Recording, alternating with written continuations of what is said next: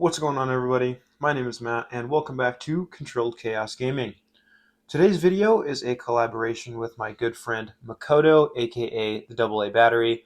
He streams on Twitch. I'm going to leave his link in the description, and he invited me to go on his stream after we had a discussion during the Seattle Regionals to kind of just talk shop about JOLTIK Box, because him and I have been playing it for a really, really long time.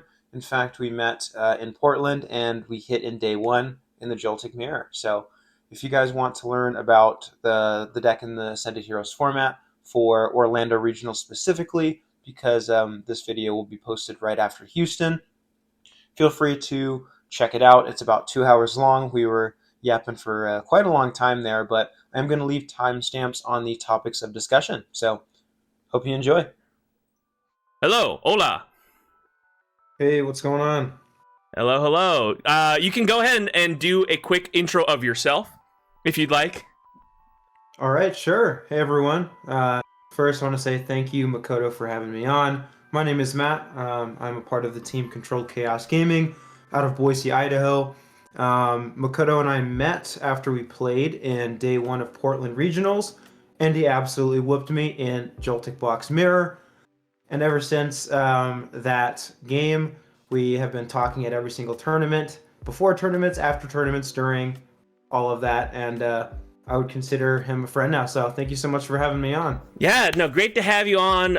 It has kind of become a tradition where we like break down what we're running for the weekend, respectively, on our JOLTIK box lists. So it is nice that we now have this opportunity to kind of like craft going into the Ascended Heroes format, the final format for JOLTIK Box as it is, because without Iron Hands, it's kind of not the same, right? Maybe you can find, maybe some people might be able to find a way to make it somehow work after, but it's kind of not the same without Iron Hands. But you know, I'm already thinking about Sparkling Crystal and Wellspring to take our multiple prize cards. But that's a long shot. You may as well just play Terra Box more than likely. But yeah, once we get there, we'll figure it out. Yeah, that's true. Yeah, we don't think about that right now. We're thinking about these next two majors. I'm going to Houston Regionals next week, and then shortly after you are going to Orlando Regionals. So it's just kind of like we're doing a team effort of bringing a 60 to Houston, seeing how it does, and then seeing if we can make any refinements from there on to give JOLTIK Box one last big explosive finish. Yes, that is the goal for sure. All right. So, okay, I think, would it be better if, okay, I might have to screen share with you. Well, I mean, it would just be screen sharing my, like. I have your stream open okay, that works. So there's a slight delay, but I can see your screen. Okay, that works too. I can read chat and everything if there's like any questions. Word. Yeah, I suck at reading chat sometimes, so that could help for sure. So. No worries. Okay, so where I'm at right now is, I've kind of like gone through and like thought about here. This is kind of like I just kind of keep things simple by naming it all non-JOLTIK. So initially I thought that maybe the Psyduck would be worth it, but I'm starting to think less and less of Psyduck. I straight up switched off Psyduck going into Seattle Regionals, but okay, yeah, I think we did discuss that beforehand. Yeah. You mentioned that you had tried the Psyduck, and I have tried it as well. So what I did for preparing for Seattle was I tested like 5 sets into Dragapult with Psyduck plus 2 Battle Cage, and I found it was really strong when you had both Battle Cage and Psyduck in play if they couldn't bump your stadium. But the issue is with like Hawlucha, yes, it forces them to put a 1 prizer on the board, but by the time they need to use it, if they just go Hawlucha plus like knock out your Psyduck, then that leaves your JOLTIK sitting there, like putting them back on their prize trade. So you'll have two of your 1 prizers down. So it makes it a lot harder to win games that way as well, because you're just giving them the ability to prize trade a lot easier into you. There are some moments where it does show up, like against the early Dusclops, but in my current list for Orlando, I did just play in an online tournament this afternoon. Oh, okay. Finished 6-1. Okay. So that was nice. But I'm running the 2 Battle Cage plus Picnic Basket. Okay, and so my list doesn't play the Clefairy. Okay, so Picnic Basket is an interesting choice. Because I was considering that too. So, well, what I had was, okay, so I think my starting point, right, was, I think it was, Cal Connor ended up getting like first place like pretty early on when Ascended Heroes format dropped online with like a 2 Mew list. I did see that his list was just pure consistency, which I really did like for sure. Yeah. So yeah, this is the consistency list, and I really like it too. And I think the only thing that I don't like about it is that if a jamming tower goes into play, it's really bad. Yes, correct. Yeah. And jamming tower will go into play. So yeah. In my opinion, I've ran stadiums for a really long time now. In fact, you were playing 3 Gravity Mountains when I was running. Yeah.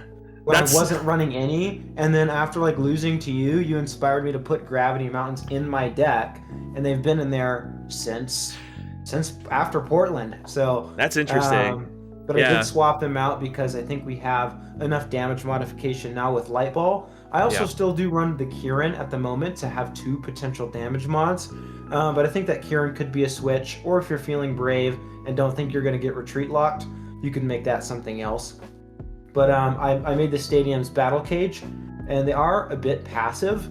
That's like my Clefairy Psychic slot, like Clefairy and Psychic or 2 Stadium, right? I see. But Battle Cage is really good against the new Froslass Munkidori deck that's gaining popularity. Grimmsnarl gets better.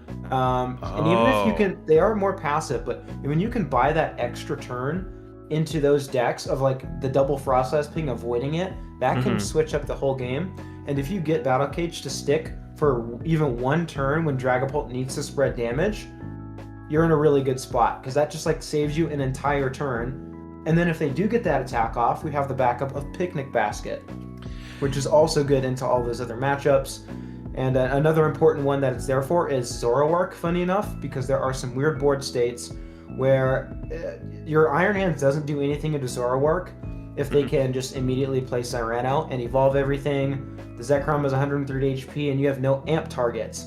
So that way you want to try to set up double Pikachu, then they might go for a Scratch or an Itchy Pollen on your Pikachu, and then like in that middle game, or the middle of the game, you can actually heal that 10 damage off your Pikachu with the Picnic Basket and ruin all of that hard work that they had going on. Yeah, I think the Picnic Basket will probably be, like, it is definitely one of the tech cards I'm very much considering for sure. Hey, what's up, Waller? Sorry, one of the comments in the chat is, what is the point of Light Ball not that it will revolutionize the deck? When I start prepping for Houston, I will at least start building around Pikachu EX, not Iron Hands. But the Iron Hands is still needed because you need the threat of Iron Hands for every single deck that has evolution Pokemon, and that's like a majority of decks, right? If I could chime in, I think Iron Hands is the deck. Like that. Yeah. You're just an Iron Hands deck with other stuff. It's like Miraidon is essentially the same, but I think Joltik gets it set up much more consistently, and you don't have to give them free prize cards with Magneton, and there's like grass attackers in the deck. Pikachu has a fantastic ability, one of the best in the game. I mean, I could be kind of biased, but Resolute Heart is a pretty good ability.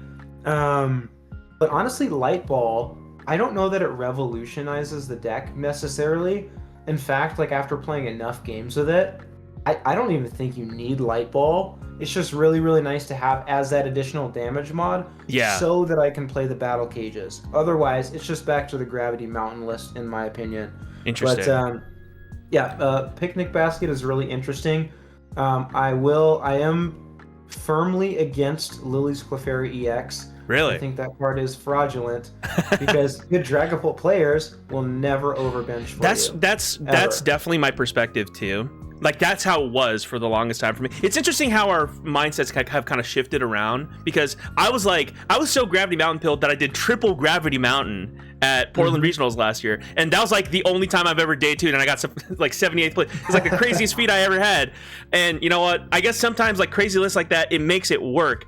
And then Gravity Mountain kind of didn't work for me at NAIC, and I think ever since then I've been like in a battle of like, well, is it even worth running Gravity Mountain? But I guess I don't think I guess it's not necessarily a bad idea to run stadiums. I don't know. Did you see the JOLTik box list that got 9th place? It was tripping me out because it ran only one Pokegear and then like one stadium with like no innate search. I feel like you would at least run 2 or something. I couldn't believe my eyes. And then like him beating Hedrick on stream was like Hedrick bricked game 1 and then just like was so only got the one Drac lookout game 3, and we know how that works. Yeah, we love it when Dragapult only gets one Drac lookout because it's dead.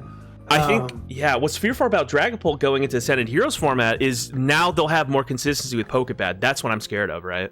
Yes, so that is why I decided to tech more heavily for it while still not including the Clefairy. So my Seattle list, I decided to just go for either like I'm going to dodge Pult, or because their deck is pretty inconsistent, that is the weakness of it, I'm just going to boss their Dracloaks and hope for the best. Now in Seattle, I didn't hit any Dragapult until phase 2.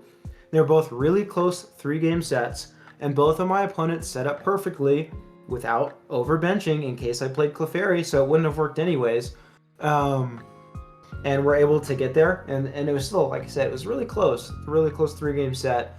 But I chose not to tech for it. My only pseudo tech was the Gravity Mountains, so Pikachu could get in there, but I didn't run anything like Clefairy or Picnic Basket. I ran Tool Scrapper over Picnic Basket because I wanted to have more favorable matchups into Gardevoir and Absol. So it was kind of the decision that I made going in, was I was going to remove my techs for Dragapult so I could be better into what I thought I was going to face more often. No, that makes sense. And like I ran Heavy Baton as well, which was another tech for Gholdengo. I went 4-0 into Gholdengo, and then with like the Tool Scrapper and more cards in there for Gardevoir, I went 2-0-1 into Gardevoir. So I'd say it paid off. I didn't hit too many Dragapults, and again, I hit really good Dragapult players.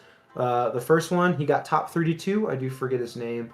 And the second one is Mustafa Toba, who just lost his winning into cut of EYC. And he played it really well. So I'm not upset about those losses at all. That's just kind of one of those matchups you take on the chin. But with the Pokepad, like you mentioned, it gets rid of, or not gets rid of completely, but it does make the deck more consistent to where they will get their Dracloaks out, which is why I felt that it was necessary to tech for Dragapult now. But I think you still have the same necessary issues. Like the only way is like you set up your Mew, right, and then they're just gonna counter catcher it.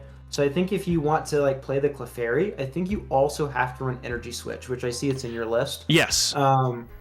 To try and help with that, to make it less combo reliant. I mean, I guess technically that's a combo. I think you need the Energy Switch and the Clefairy and the Psychic, which is your 3 tech slots. Yeah. But it's only good, in my opinion, into Dragapult. Now, E-Switch has other use cases, but Clefairy is good into Dragapult. That's generally it. Battle Cage is good into Grimmsnarl, Froslass, Munkidori, the Zoroark Boardstates I mentioned, Absol when they want to go for their Eviltal stall to build up damage, Dragapult, Gardevoir for setting up monkey damage, because you have the Battle Cages in there as well, and then there's a couple of other matchups that those are good into. So I wanted to be a little bit better into more matchups. Interesting. I think so I guess my logic with like Lillie's Clefairy was like you said, the better Dragon players would never overbench, especially like late game where Lillie's Clefairy would be used anyway. But then I thought to myself, like, I mean, logically speaking, most Dragapults would, like, unless they have like the most insane management skills possible, they're going to need to, you know, draw with like their Dracloaks. They need to like have Pheasantipity on the board. Like, unless if they combo well and then also get a Turos off, they're not gonna. Because I think the threshold is we have to have a full bench. They have to have just one, right? No, just one to survive. 2 isn't it, 2. Right? I think it's 2. Yeah. So I don't know. I think 2 bench is like maintaining like less than 1. Yeah. Like, so they basically have to be at 1 bench, which is kind of crazy. Right. But like, their goal in the matchup is to get to a double Dragapult board state, which happens more often than not, at least in my experience. Okay. Maybe I'm just hitting Dragapult players who just draw the nuts. Right. Yeah. I guess. Did you see a comment? Oh, sorry. Go ahead. Oh, you know, I guess what we should think about, I guess, we can probably just list out all the tech cards that are good in what's it called, Joltik Box, and then go from there, I guess, because there's Tool Scrapper, right? Yes. And I thought that was pretty good for like Seattle, and I'm pretty sure it was a good display as well, because there was so much Absol Box, there was so much Gardevoir. Like, I think it was a decent tech to bring to Seattle. Same with like Energy Switch. I think I actually did bring both of these, which is kind of crazy. And I think they're both like worthy inclusions, but I guess what you would consider is what is worth bringing based off of what we think is going to be the meta, right? Right, and I do think that Gardevoir is still going to be a top tier deck. I mean, the reason that Tool Scrapper is in there is not for their, like, to knock out their Drifloon or whatever if they use it. It's the Munkidoris. Correctly, yes, attach the Bravery Charms to the Munkidoris. That is what it's for. Same thing with Absol. They want to put it on their Kangaskhans normally. So there's like different strategies they can go for. Typically, Absol for them is incorrect because even if they charm it and put Lively Stadium, Leaves takes care. Still KOs. So what they want to try to do is go in with their Kangaskhans, and then they can do their Lively Stadium and or Bravery Charm to put it to 350. But now that we have Light Ball plus Stadium and Light Ball, that's 350 damage. Yeah. And they play like one Lively Stadium, so the odds that they even get it in play when it's like 100% necessary is not even that high. So that's the reason that I don't currently have the Tool Scrapper. I think Gardevoir goes down in play because Zoroark is really stinking good. Yeah, everyone. I think just in general we have to consider the fact that a lot of people are just going to be like new toy syndrome, right? They're like, oh, Zoroark's good in this format, I'm going to play Zoroark, right? I actually think it is. I think Zoroark is really, really strong, even though it didn't like go crazy at the last special event. Mm-hmm. The good players are going to gravitate towards that deck. And, I mean, you've seen Tord. He got to, like, over 2,000 ELO with it. Yeah, people are going to play Zoroark. I think we have, like, 6 decks now that are considered top decks. And I think going into Houston, Zoroark is going to be, like, 6 to 10%, like, tops of the meta. And I've actually found, I'm kind of rabbit trailing a little bit, so I'll stop after this. Zoroark is now a difficult matchup. It's not unfavored, but it's like 50-50. Yeah, because they have the ability to just take a knockout against Iron Hands easily. I think they like prior, yeah, exactly. Prior to Zekrom, you could just start with a Jolting Charge with Iron Hands, and then if they decide to evolve, you can just immediately just go Iron Leaves or Galvantula, and that would be fine. But now your Iron Leaves just dies. It doesn't like get punched for 170 anymore. So like, there goes all your energy. Right. So then how does, I guess that's one matchup we should talk about a lot. Talk about a little bit real quick is like what even is our approach against Zoroark now that that's the case? Do we just I would imagine just 2 Pika is fine, but I'm pretty sure Zoroark is like much like how the Gholdengo matchup has kind of become a situation where you have to at least put a few energies on Iron Hands and like 1 energy on Pikachu just so that you can at least pressure them to evolving, because otherwise they can just go 1 prize board state and just keep on swinging with Solrock, right? Do they have that sort of, is that sort of logic apply it's to very, like very Zoroark? similar. It's really similar. So I think what you have to do is you have to read the board state. So I've played it quite a few times already, whether it be on ladder or an in-person testing session. Mm-hmm. So if they get 2 Zoruas down, I think you can afford to set up Iron Hands because they'll always want a 3rd. So the board state they're going to go for is 3 Zoroark, Pecharunt, Zekrom, and then the open slot, which can be a Darumaka if they're playing the Darmanitan. It can be the Badoo if you don't set up your Iron Hands. And that's just like kind of an open slot. Maybe like a Fez after you take your first knockout, because at that point it becomes pretty safe for them to bench Fez. Mm-hmm. So if they get their 3 Zoruas down, like more than likely, like if you put all 4 or even 3 on your Iron Hands and they evolve and you have nothing on board to amp, you're not feeling great about that. But at the same time, if you commit, like let's say they bench their 3 Zoruas, their setup is good, they get an energy attached, you assume that they're going to start swinging or evolve all their guys at the very least, and you go to set up double Pikachu, what you try to do is also attach an energy with Jolting Charge to your Joltik. Like scare them with the Galvantula. Right. Put 2 on one Pikachu and then 1 on the other one. because like my list plays Brock Scouting and plays 2 Brock Scouting and 3 Ultra Ball. So the odds of me finding Galvantula are much, much higher because Pokegear is just more outs to my evolution or like double basics. So yeah, I have more outs to get to Galvantula, which I really do like, because if they start like trying to poke with Badoo or Scratch with Zorua, you can go in with your Galvantula and take those 1 prize knockouts while your Pikachus are still on the board pretty safe. And then if they're able to go boss Itchy Pollen, you can't use your picnic basket right away. But if they go in with Scratch, you can if it's available. But more than likely, if they're just poking 1 Pikachu at a time, you have like more time to attack with your Galvantula, so you can use that picnic basket in the mid to late game.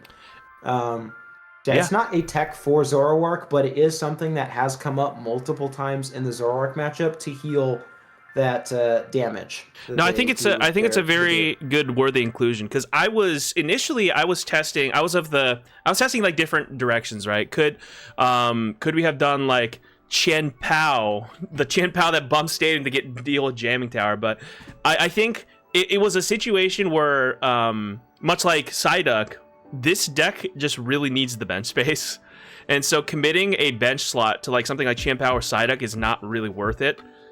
If that makes sense. I can see why. Comment. Yeah. Sorry, go ahead. Oh no, so I can see why the list that got like 9th place did like 1 copy of Arizio Underdepths, especially if you're going Lillie's Clefairy, because then you can essentially make it so that you're damage modifying on your end on your Lillie's Clefairy, so that even if they underbench, you can still maximize your Lillie's Clefairy damage output with Area 0 and on that's depths. what I do like about that.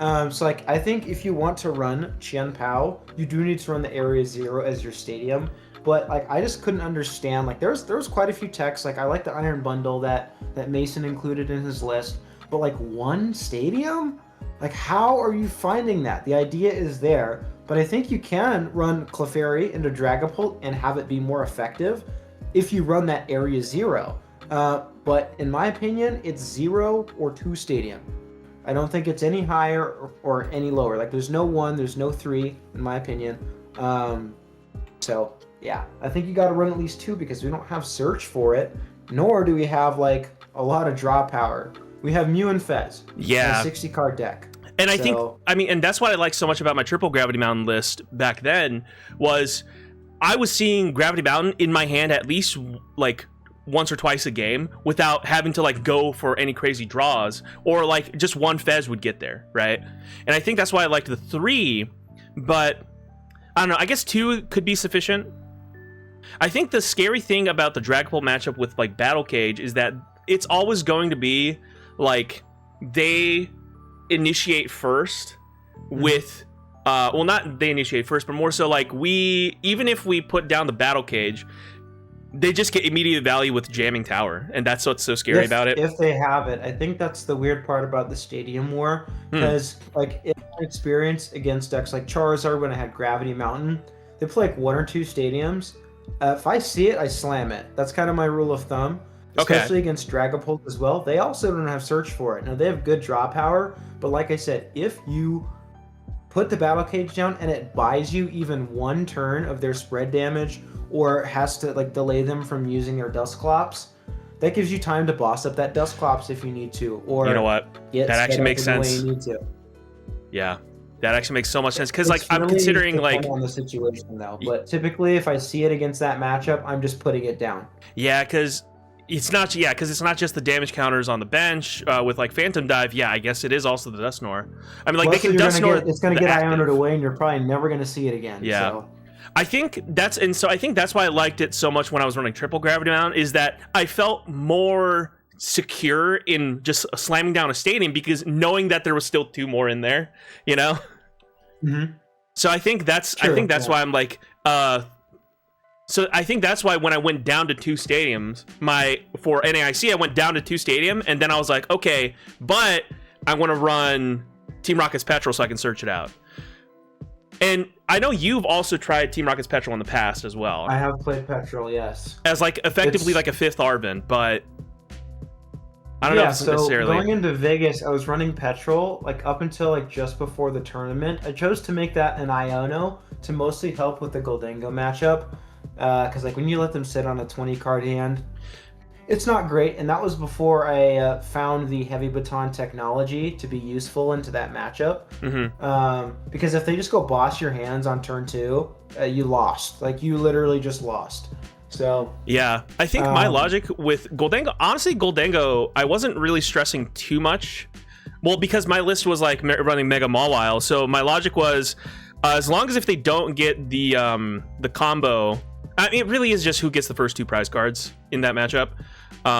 Because Gholdengo's not running hand disruption, and neither are most Joltik box decks. So you're effectively both getting immediate value off of your Pheasantipides every single turn. So it really is just whoever gets the first 2 prizes, because late game, you know, one of the worries that I had with like Mega Mawile is, you know, what if this hand gets Iono'd by a Dragapult? I'm not going to be able to set up as effectively. But that's never a worry against Gholdengo, because you'll have your entire deck in your hand and they won't disrupt it.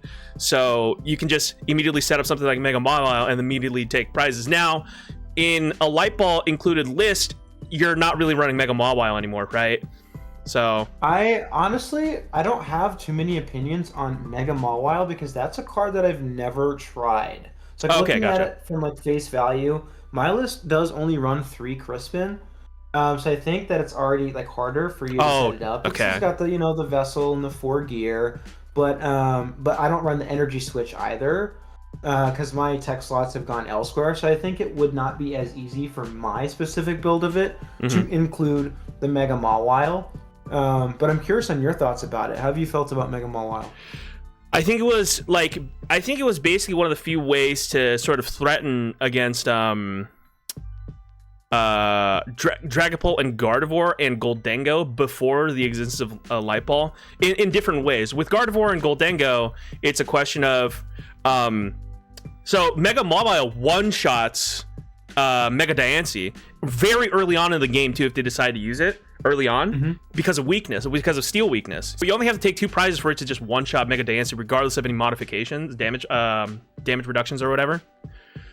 So that was kind of like a huge thing with Mega Mawile in that matchup. But also, like, once you take 4 prizes, it does 320 damage, which is just one-shot Dragapult, one-shot Gardevoir, one-shot like pretty much a good chunk of things, but namely those 2, right? Those are the 2 big ones. Yeah, it just seems like really tough, because it's the 3 prize liability doesn't really matter because it's your end game. Yes. But it's a Blood Moon that does 80 more damage for 2 very specific energy. Yeah. And you're at 2 prize cards and probably getting Iono'd. The tough part is the setup for it, because you don't want to put it in too early, right? You basically want to be able to just slap it down, immediately play Crispin, or slap it down, play Energy Switch, then manual attach, then swing. But yeah, in a format that has so much Iono, it's tricky, right? So I do see arguments against it. You want it against that play the 4 Iono too. But I mean, if it has worked for you, then I would say it was definitely a solid choice. But it is something that I have not yet experimented with. But yeah, I also do agree with Light Ball. You can lean on Pikachu a little bit more anyways. And while that's 3 specific energy, you're typically like, after you set up your Iron Hands, you're like manually attaching to your Pikachu anyways, as soon as like turn 2 even, rather than at the very end of the game. So yeah, I think let's see. So what I'm thinking is, I guess we can start with tools, right? Are you as far as like tools are considered, it's like Brave Charm, Light Ball, Air Balloon. That's like the default 3 right now, I would say, for this format. And then it's a question of, do you need something like Powerglass? Do you need something like EXP Share? Do you need something like Heavy Baton? Those are like kind of like the 3 that I think of, right? Yeah, so for me, my number 1 is I've actually been switching between these a little bit. So I was like writing down what the tech inclusions could be before, like, to help prepare for this stream, because I knew we were going to talk about tech inclusions. I consider Super Rod a tech. I do not think it's needed. Like, when first like 4 or 5 months maybe, when I was playing the deck, I did feel it was needed. because like as I'm getting used to playing the deck more, it's just like that nice little crutch to have when you're like, oh shoot, I have no energy in deck for my Crispin.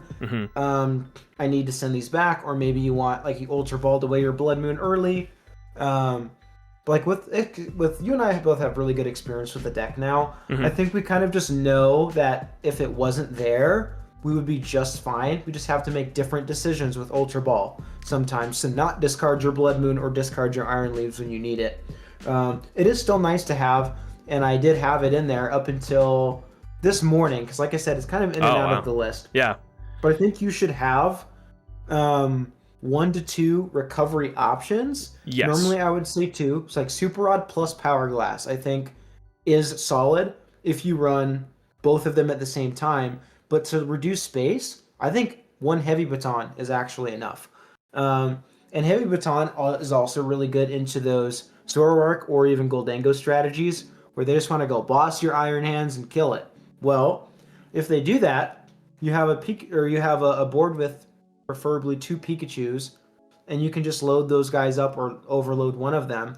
Because now, since Gholdengo is pretty similar to Zoroark in their strategy against you now, to set up a clean board state, you want Miraidon, Joltik, Double Pikachu, and Iron Hands. That way, you're forcing them to swing through a Pikachu to take their 6th prize.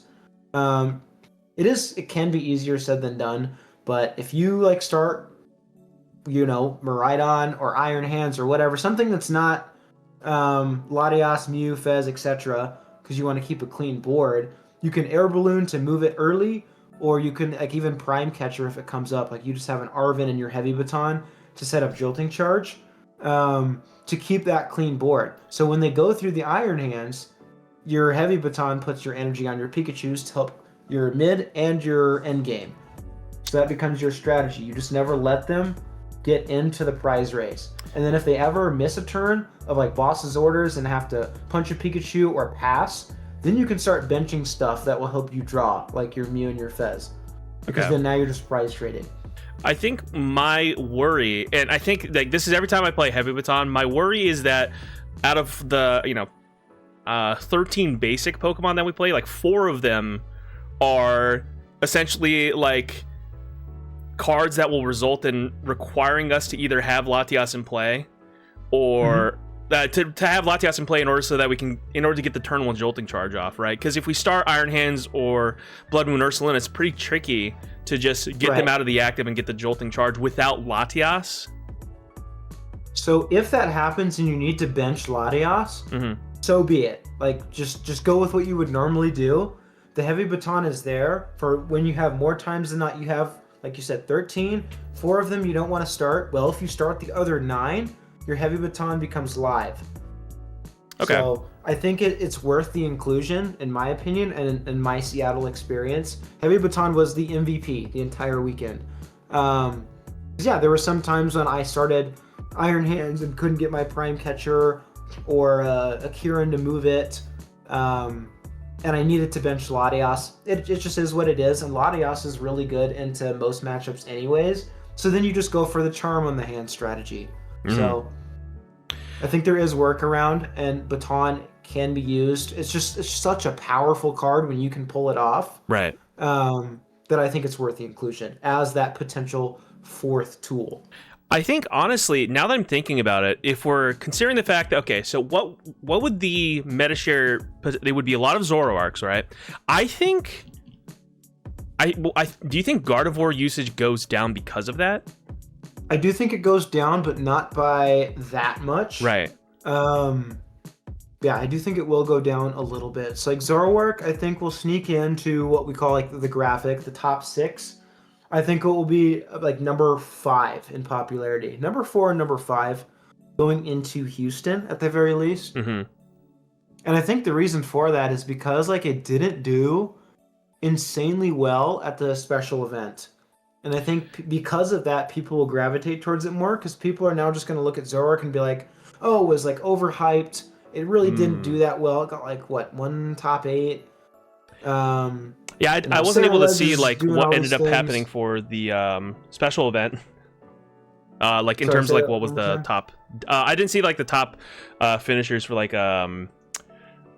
what's it called? The special event in Puerto Rico, just because I was like refreshing Limitless and they haven't like uploaded it there. Yeah, I mean the only important thing you need there is it was a Sarah Ledge finals. I did hear that. I did see that, which is like, okay, well, honestly, with like stuff like Sarah Ledge finals, or like if Sarah Ledge is going to go up, and well, like Sarah Ledge is like a side thing, but like if we're expecting, do we expect Gholdengo usage to go down? Probably not, right? I would expect it to stay pretty, maybe a little bit, but it's going to be pretty similar. I think it will still be top 3 most popular decks. I think Pult is number 1 because Pult just got better. Right. And I think Gholdengo is like number 2, honestly. If in that's popularity, because like, everyone has the cards for it. It might not really gain anything from the set as far as I know. But I'd say it's still pretty good into Zoroark. Now, if they stick with like the Toad Scroll stuff, it might be a little bit tougher. But I've seen people running like the Darmanitan, which can still be good into Gholdengo with like their black belt and whatever. But that's their tech for Gholdengo. So I think Gholdengo stays good as Zoroark gets a little bit better. And Dengo's pretty good into Gardevoir. Dengo's pretty good into Dragapult. So yeah, I really don't see it going anywhere.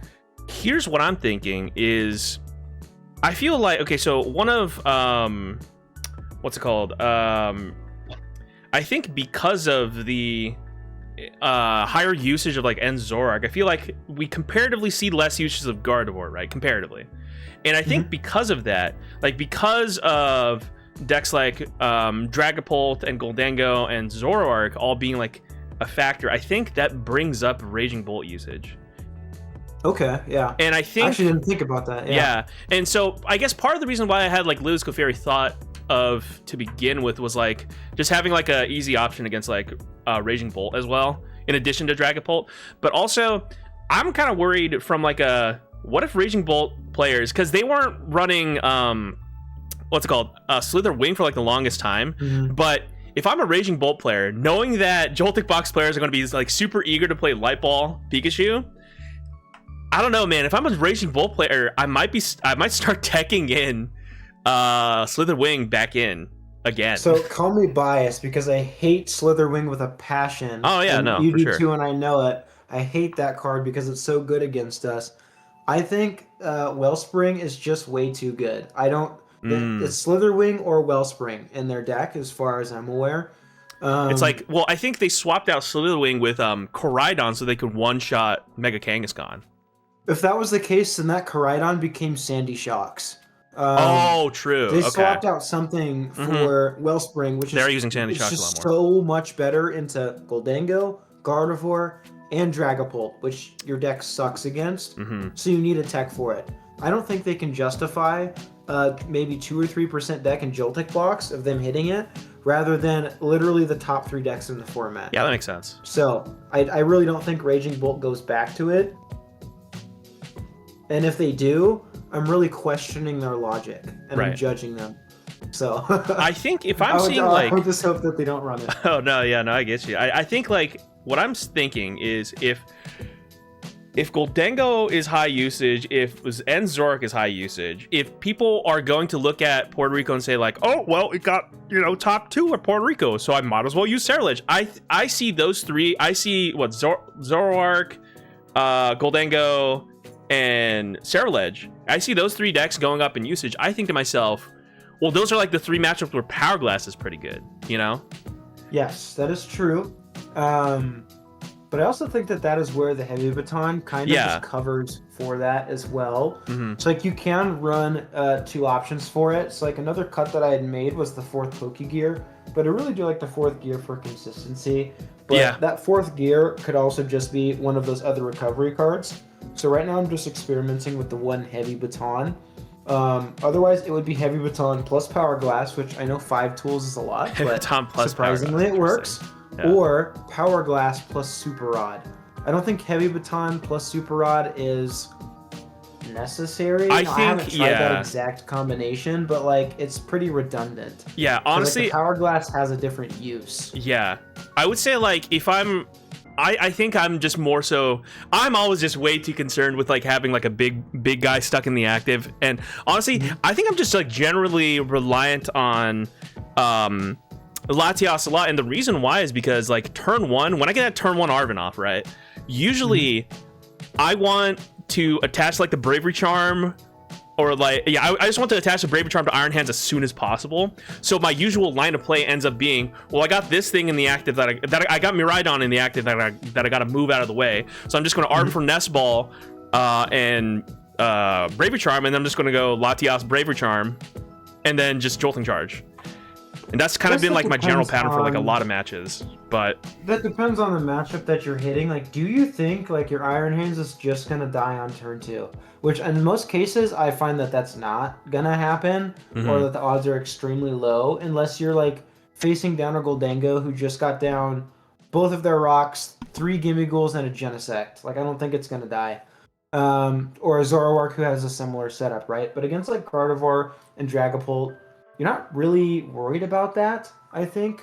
So you can afford to, go grab your air balloon, maybe Nest Ball for Mew instead to have like draw on board and start preparing for when they start using Iono. Yeah, normally against like Poltan Guardy specifically, you just want Latias down. Like, it's just a good card.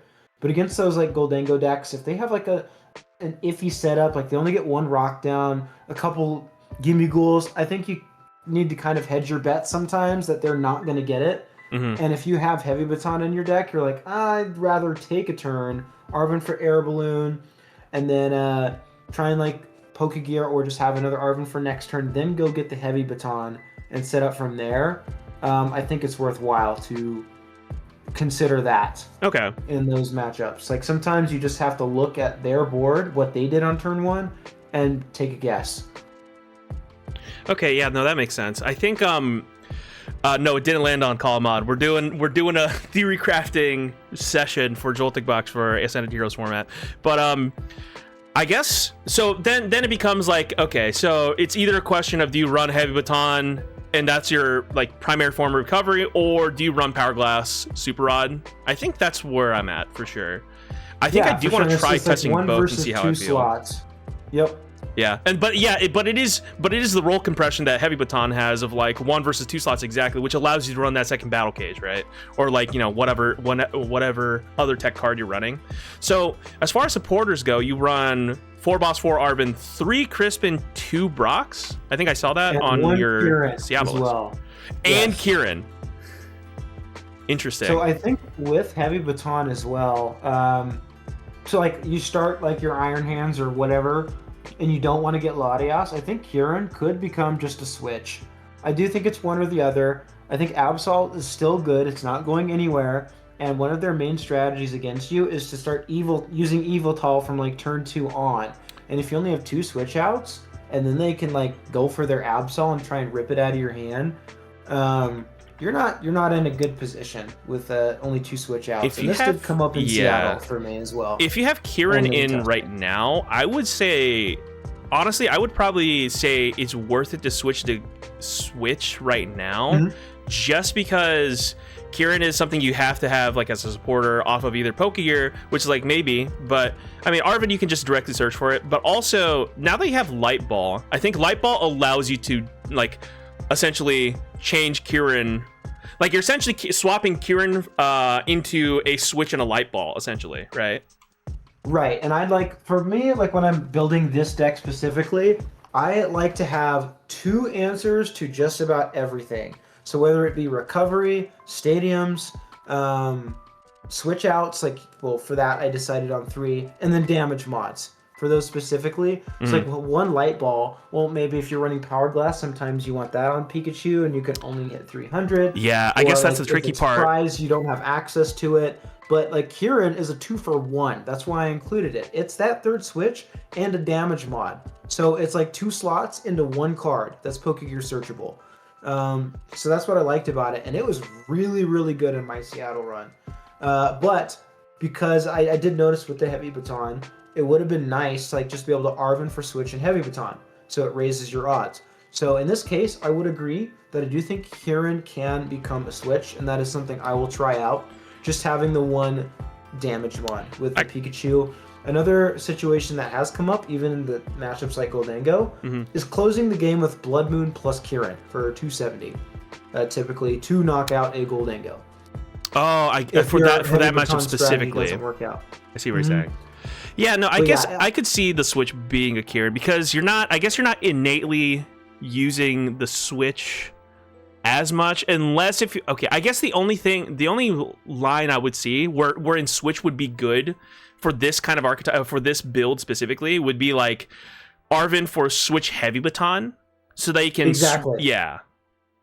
and that's exactly it. Plus, like in my 14 rounds in Seattle, I used Kieran a lot, always for a Switch. Not once did I use it for the plus 30. I did have a situation in Gholdengo. It was game 2. I forget what round it was, where I could have won the game with Kieran plus Blood Moon, but instead of revealing that, because I knew if I won, which I had automatic win anyways, we were going to go to a game 3, and I just didn't want to reveal it in case it did come up. So I chose to dig for Boss instead, for Boss plus Energy on Pikachu, and then I found it. So I never actually got to use Kieran for the plus 30 in 14 rounds. So I do think putting it as a Switch is something, now that we have discussed it, that I'll make the swap to that. Yeah, I think like if you are running the Heavy Baton, I think it's really good as like a failsafe to not rely on Latias for the matchups where that does matter, right? Yeah. So I guess one of the worries I do have, and I don't think it's going to be as common because I think most Zoroarks are running Secret Box as their ace spec. They are, and so part of why I was like a little concerned is like, should I still have Future Booster Energy Capsule just in case Iron Hands get stuck in the active, or like should I still have Tool Scrapper? Or like either of those two cards is like, what if Zoroark has like a Hero's Cape on it and it's 380 HP and you can't, even with Iron Leaves, you can't one-shot it. And then so you would either need Future Booster Energy Capsule to go up to 400 damage for the one-shot, or you need Tool Scrapper to get rid of the Hero's Cape.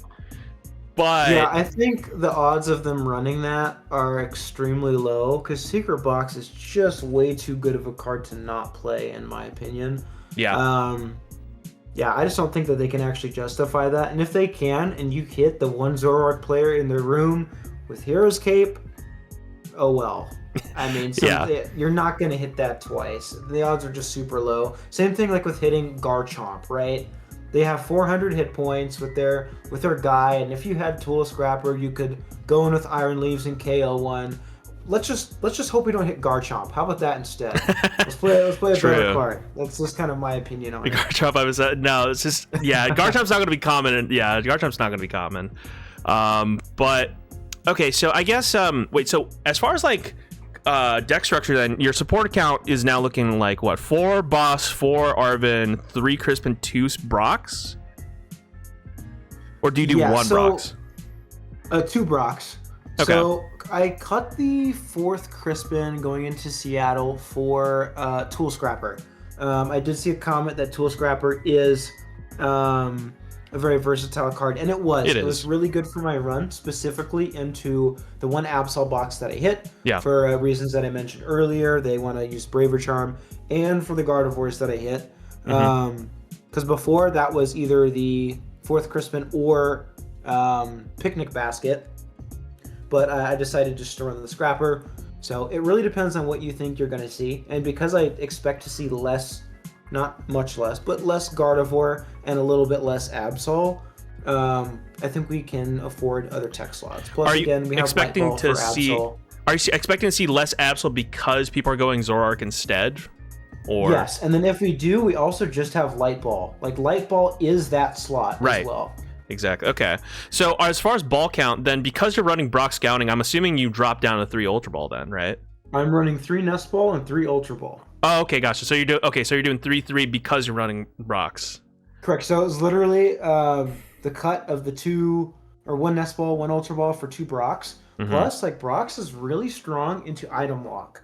It is. So like if you want to prepare ahead of time and use your Pokegear and you hit a Brock, or even if it's just there, like sometimes if you go first into Dragapult or Gardevoir Jellicent and you go Attach Pass, you just lose. Right. So how often when you did how often when you did like Pokegear on turn 1 going first, you dig out a Brock's Scouting, do they just immediately Iono that out of your hand, or do they just feel like that's too important of a resource not to just... If they have like Iono, Nest Ball for Latias, get Frillish in play attached to it, like, oh well. And I found that most decks that run Iono just for that as well, because Brock puts Iron Leaves to your hand. That's puts Galvantula into your hand too. It puts Galvantula to your hand. It gives you Mew plus Fez. It gives you Latias plus Miraidon. Plenty of stuff there. Brock was super good in the deck. I really enjoyed that card. I think it is optional, but I mean, you just get 2 basics or your evolution. The one that came up most often was Latias plus Miraidon. So yeah, no, that makes sense. If you start something else and you have an energy in your hand, you have Brock. You don't have an Arven yet or whatever. Like, it's also just now, instead of 4 outs to basic Pokemon off of your first Pokegear on turn 1, you have 6 outs to Pokemon. And I think that is really, really good for getting into the game. Yeah, no, if you're not using Brock, though, you're not using Boss. Sorry, I'm looking at chat. It's like, if you're not using Brock, though, you're not using Boss or Crispin. I think that's kind of big sometimes. Correct. Sometimes it is. Yeah, I mean, yeah, it is your turn 1. It is the opportunity cost of using it as you support for turn, so I do get that for sure. I mean, I'm speaking as someone who hasn't played much Brox and Joltik Box, so this is like still kind of new to me too. So I do have to like test it out and see how I feel about it. But I think it does logically make sense putting 2 basic Pokemon into your hand. I think that, yeah, the fact that it's going directly into your hand, also the fact that you can just, you know, when you're in a pinch, search out for Galvantula directly. In some matchups, that actually does matter, right? Like Charizard. So. Definitely, and I think like you mentioned, if you're using Brock, you're not using Boss or Crispin. Well, typically you're not trying to use Boss in the first or even sometimes second turn of the game if you're stuck going first. Yeah. This allows you to just fill your board a lot I think faster. that is... And again, it's more outs turn 1 to getting Pokemon. Yeah, and I think that is also like... yeah, exactly, because like I think Joltik Box is one of the decks where if you lose the coin flip, you're kind of on the back foot a lot, because if you win the coin flip, you're doing your Jolting charge, you're completely fine. And I think it depends on what matchup you hit, because if you get like an energy on Joltik in your board setup, that's just a free energy attachment. But yeah, you prefer to go second, but I think as a deck, you're kind of okay with going first. Really? Yes, I actually think it's really not that bad as long as your hand is decent enough. And I do see a comment there. POW seems good with Brox. Yes, 100%. If you run the Area 0 plus the POW, I think Brox is even better. Yeah, you could potentially... I guess what you could theoretically do is you could swap out Battle Cage for Area 0, run a throw in... I guess you just have to make space for it, though. That's the tricky part. It's another tech. Yeah, exactly. It's just an additional tech for the potential to discard your own stadium or their stadium. I don't think it's like necessary, but like the idea of it, like if you were to play Chien-Pao, Brock would help search the Chien-Pao. Yeah, because what I was running for a little bit before was just Chien-Pao and then Penny. The idea being like Chien-Pao, you could like Penny up not only the Chien-Pao, but also Penny up any sort of damaged Pokemon that they're looking to sort of two-shot. Like that they're sort of setting up for like a 4-prize turn, but honestly the picnic basket does just kind of like take care of that. But also like the Penny, like that was something I have considered. That would just be your Switch/Kieran slot. Oh yeah, I see what you're saying. I've tested yet, but I've put a lot of thought into it for sure. Yeah. Topless did have Iono. I used to run 1 Iono. I think like my I did that as well. Yeah, my Portland list ran like 3 Gravity Bound plus the Iono. The logic being that like, well, late game I could just use Iono to like potentially draw into Gravity Mountain, you know. But I don't know. What do you think? Like, is it worth including in Iono? Because I feel like a lot of decks, I don't know. Joltik Box is kind of like built in a way where you're just kind of either taking 2 prizes every single turn or you kind of lose. Correct. I think like if you had to choose between Pokegearing, like on turn 1 if your hand sucks, into an Iono or a Crispin, your 4th Crispin or whatever you want to switch for it, you'd probably want Iono to get a fresh hand. But and like Gholdengo draws up to a 20-card hand. Zoroark draws up to a 20-card hand. I think Iono is solid for those situations, like against those decks that aren't constantly Ionoing you every turn. But that is like that also ties in with the tech choice that I made for Gholdengo, for Zoroark, which is the heavy baton.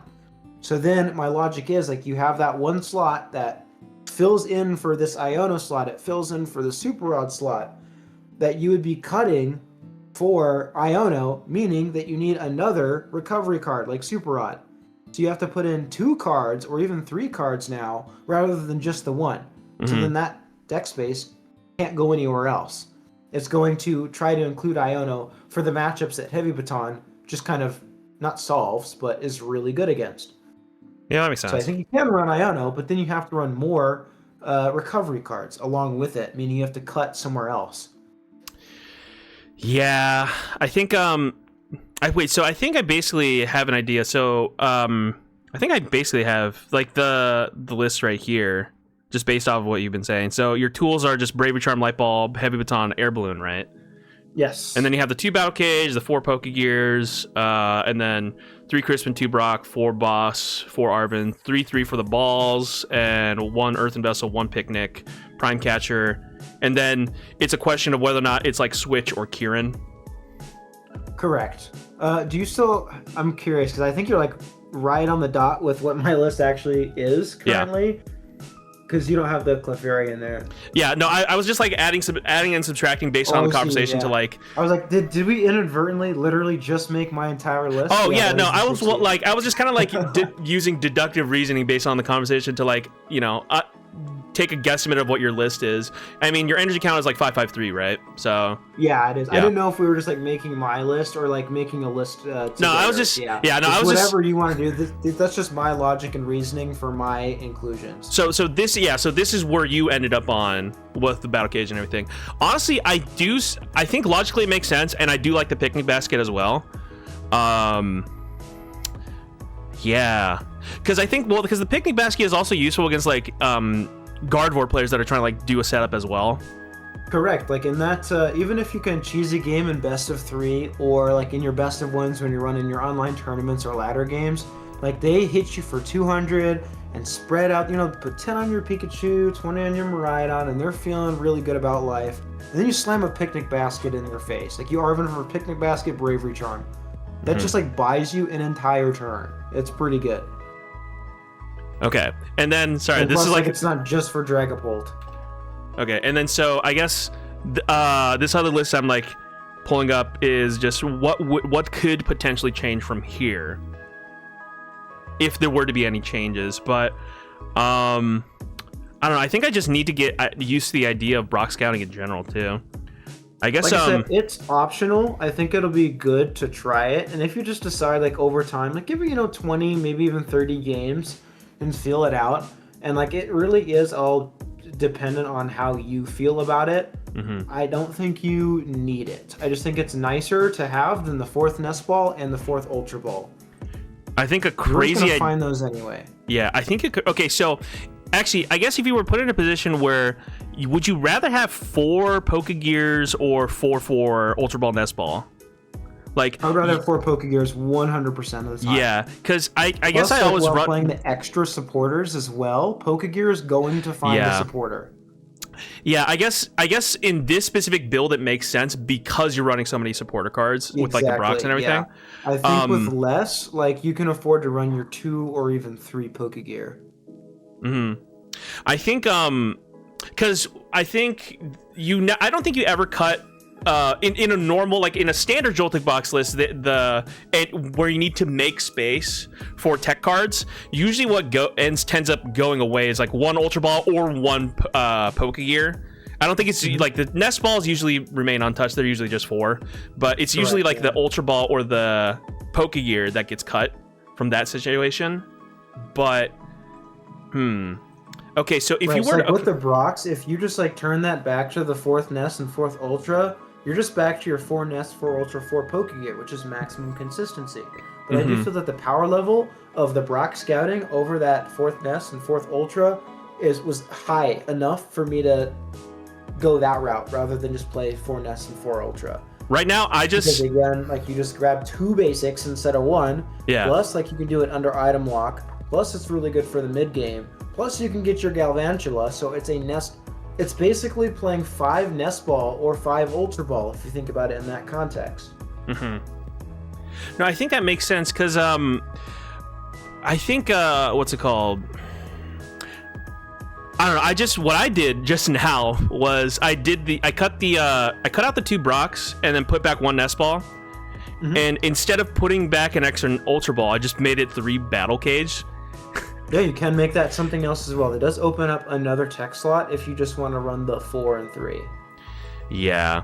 So I guess if you were ever to go to like a 4-3 situation, it's I guess like the 4-4-4 trifecta of 4 Ultra Ball, 4 Nest Ball, 4 Pokegear. It makes sense for to cut the 2 1 of each to put the 2 Brocks in there. And then Pokegear remains 4. That logically makes sense. But I guess if you were to like remove the Brocks from there, would you instead like to go 4 Ultra Ball and then go down to 3 Pokegear, or no? I think you could go down to 3 Pokegear anyways, and I think 3 Ultra Ball is also fine. I think my last list for Vegas did just run the 4 Nest and 3 Ultra, but sometimes like you just need everything you can to get into the game, because I think where the Power of Joltik Box comes is how consistent the deck is. I'm going to Jolting Charge on turn 1 every single game, like at least 90% of the time. Maybe not every single game you're going to. Every deck does, but because I get to get into every game, most other decks in the format don't have that high of a consistency rate. Like they're more prone to bricking or having a slow start, like 1 Dracloak. Yeah. We take advantage of those slow starts every single time. Yeah. That's where the power of the deck comes from. Yeah, Joltik Box. I think the more consistency, the better. Yeah, Joltik Box isn't necessarily the best, objectively best deck, but it is the most consistent at what it tries to accomplish. And that's what's so good about it. Yeah. Call it linear, sure, it is, but like it's super consistent. As much of a pile as it looks, it is very consistent. I think I do like the idea of like Battle Cage essentially making it so that you're a little bit more safe versus Dusknoir and also Dragapult Phantom Dive, honestly. Yeah. Oh, that also stops Froslass counters too, huh? It does. Yeah. So I'm gonna double check the text of the card real quick. Let me look it up. I think there was something that happened incorrectly in one of my games on ladder. Because I thought like after reading Battle Cage, it said like it prevents it from putting on your opponents as well. Yes, both yours and your opponents. It placed the damage on the Munkidori from their Froslass. Yeah, so that shouldn't be the case. It should be both. Yeah, okay.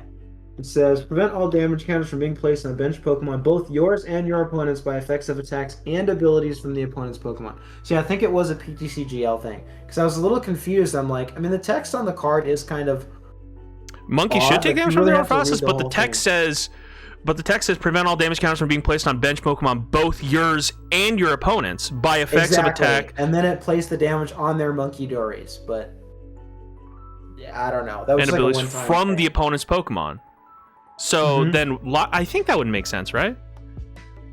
Yeah, like reading it, it makes sense. It should not have placed damage on their Munkidoris. Effects of attacks and abilities, though. Froslass is an ability, right? Yes, and it prevented my board from taking damage, but it still put it on theirs, which was what I was like, what the heck? They're so okay, yeah, I guess I guess we're both trying to understand like how this makes it so that Waller here says their Froslass hits their own Munkidori, so I'm even more confused. Because it says both yours and your opponents, by effects and attacks abilities from the opponent's Pokemon. Oh, I get what you're saying. Okay, I think I now understand what it's saying, because from their perspective, Battle Cage is saying from the opponent's Pokemon. Now I understand. Okay. No, it's a perspective thing. It's a perspective thing. So So from their side, from their perspective, it's the opposition. So I'm glad that we figured this out. That's so weird, but really confusing. Sure. Okay. Thank you, chat. Yeah. Okay. So it wasn't a glitch. Oh well. I probably still won that game because Froslass Munkidori is a pretty good matchup, especially with 3 switches. They can't like retreat lock you. You have Picnic Basket. That's a really good card because it heals not only you but them. And then even if you like Battle Cage is not as passive in that matchup because if you even put it down for 1 turn, that 1 turn can prevent them from pulling off what combo they need to. Yeah. Like, well, damage for their Blood Moon or whatever attack. Yeah, because eventually they go into like Froslass. If they can't get their Grimmsnarls going, they go into like Froslass Munkidori mode, and that you can definitely shut that down at least like 1 or 2 turns. And honestly, 1 or 2 turns is all you need to like get to a board state wherein you can just win too. Definitely. Yep. Okay. So we do gain another good matchup. In the format. I don't even know if we necessarily 100% need the Picnic Basket and the Battle Cage for that matchup. But again, like it's there and it raises your percentage.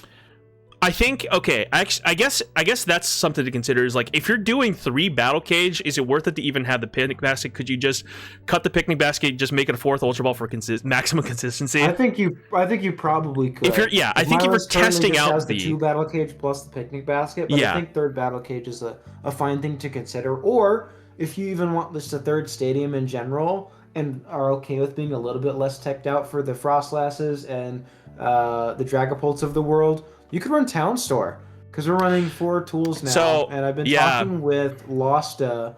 I don't know if you follow him on Twitter at all. He's one of the top players in Peru.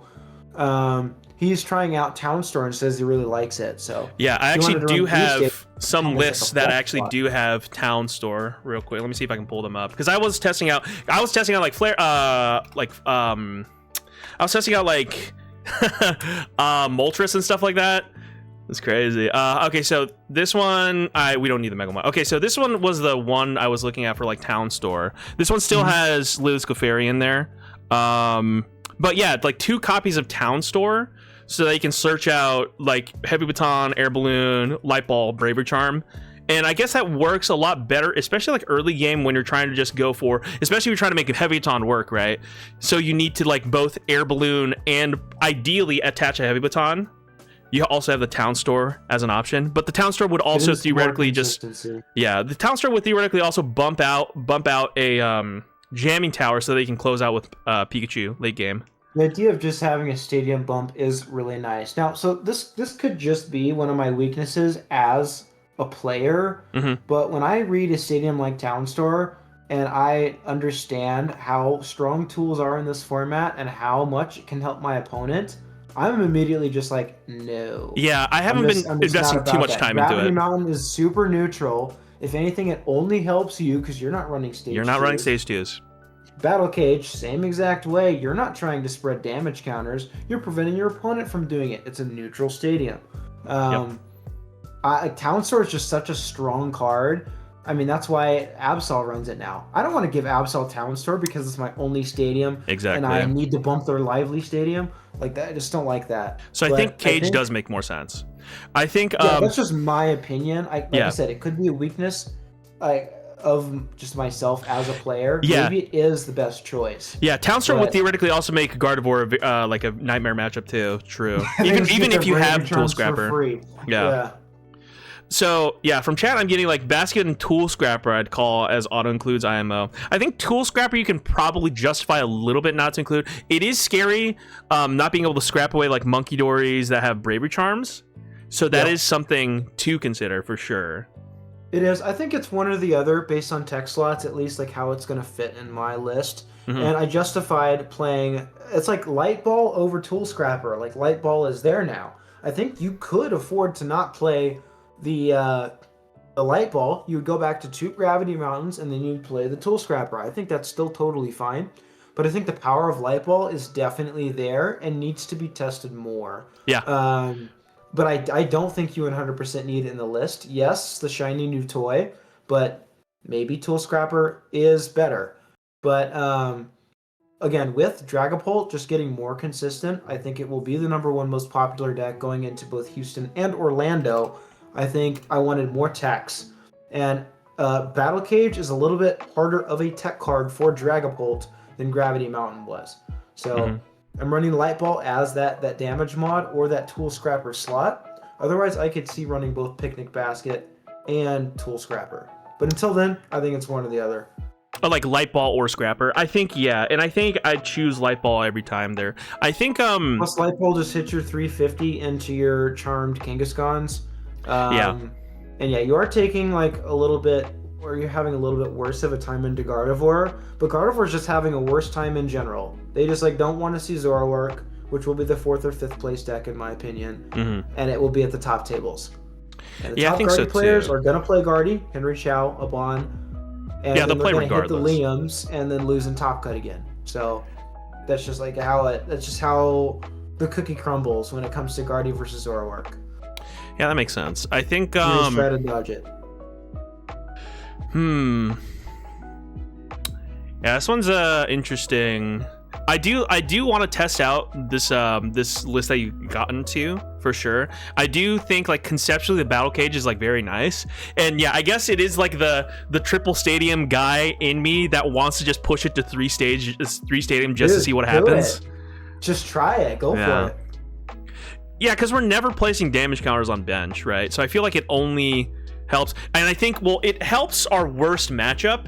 And Dragapult is only ever playing 2 copies of Jamming Tower, right? So increasing your odds of getting it out early, but also increasing your ability to just bump off their Jamming Tower by having an extra copy for late game as well is like, I think, worth to consider. So I do want to test out triple Battle Cage versus 2 Battle Cage plus Picnic Basket to see if that's better. We might actually have to do updated on how it goes, because if it's like really working for you, I could easily switch my Picnic Basket for the 3rd Battle Cage. I just got to go find me another full art one for in person because I only have 2 right now. But those are like $2, so would a single copy of Petrel instead of 3 stadiums a possibility? There was a time where we ran like 3 Arven plus 1 Petrel, or like 4 Arven plus 1 Petrel to functionally have 5 Arvens in the list, but I don't know. What do you think?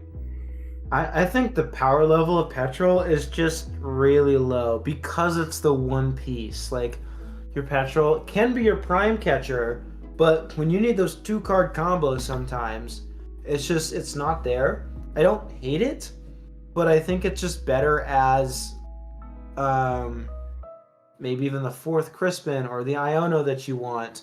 I think you'd have to cut a Pokegear, go down to 3 Pokegear to run it, which is not terrible, but I think the Brock Scoutings plus the Arvens kind of fill that role of your Petrel slot. And I will say, as someone who's like tried out Petrel versus no Petrel, like Petrel versus no Petrel, stadium versus no stadium, and like messed around with stadium counts, I think I feel like just running 3 stadiums is just a lot better than just running what's it called? Running 3 stadiums, it feels better compared to like running the Petrel for turn. Just because I feel like you just naturally draw into a little bit better. But yeah. I will say, I mean, honestly, being able to like Brock Scouting for Mew plus Fez to thin out the deck and then just draw into like Battle Cage with like Fez, that is an interesting idea too. So I think I do want to test out like both variations like of Battle Cage to see like which one feels better for me personally. And then honestly, we might have to do like another session like this to like report back our findings. Oh, definitely. For sure. Maybe it's like next because next weekend, so we still have a little bit of time to like workshop. But I do like the cage idea. It's honestly, I wasn't even really considering cage that much. You know, there was a thought in my mind where I was like, what if we also run the Gravity Mountain in addition to the Light Ball for obviously like not a common matchup. I think it's like you could do that for sure to have like, you know, potentially 3 damage mods. Right. So the logic that in my mind was, okay, well, if there's going to be a lot of Zoroark, if I'm like a Mega Venusaur player, I'm just running Mega Venusaur 380 HP. But then you could just go Gravity Mountain plus Light Ball, hit for 380, or like, you know, hit for 350 and then subtract 30 HP away with Gravity Mountain, then you one-shot Mega Venusaur as well. Well, there's your reason to play your one of Kieran, bro. You can just Light Ball plus Kieran now. If I hit Venusaur, I'm just gonna cry, scoop, and move on. No, I think Venusaur you can just bench a bunch of Ogrepons that I can just knock out with. Honestly, against Venusaur, you usually just deal with the because they need the Ogrepons. You just deal with the Ogrepons and you're fine. Exactly. Like I have a local. His name's Michael. Shout out to Michael. He plays Venusaur a lot, like only Venusaur, and he brought it to Seattle. I do not like playing against him because after he made like mistakes of benching too many Ogrepons and I took advantage of it, he stopped doing that. So it's just kind of a dodge Michael at locals angle. But yeah, I think it's fine to take a rough matchup into Mega Venusaur. I also hit it at the challenge in Seattle as well and got bodied by it. But yeah, I think it's okay to take the approach of I'm going to dodge a 0.5% deck as well. That makes sense. I think what's it called? Sorry, I was looking at like crazy options that some people have considered as like I was looking at Toedscruel EX, the protective mycelium, prevent all effects of attacks used by your opponent's Pokemon done to all of your Pokemon that have energy attached.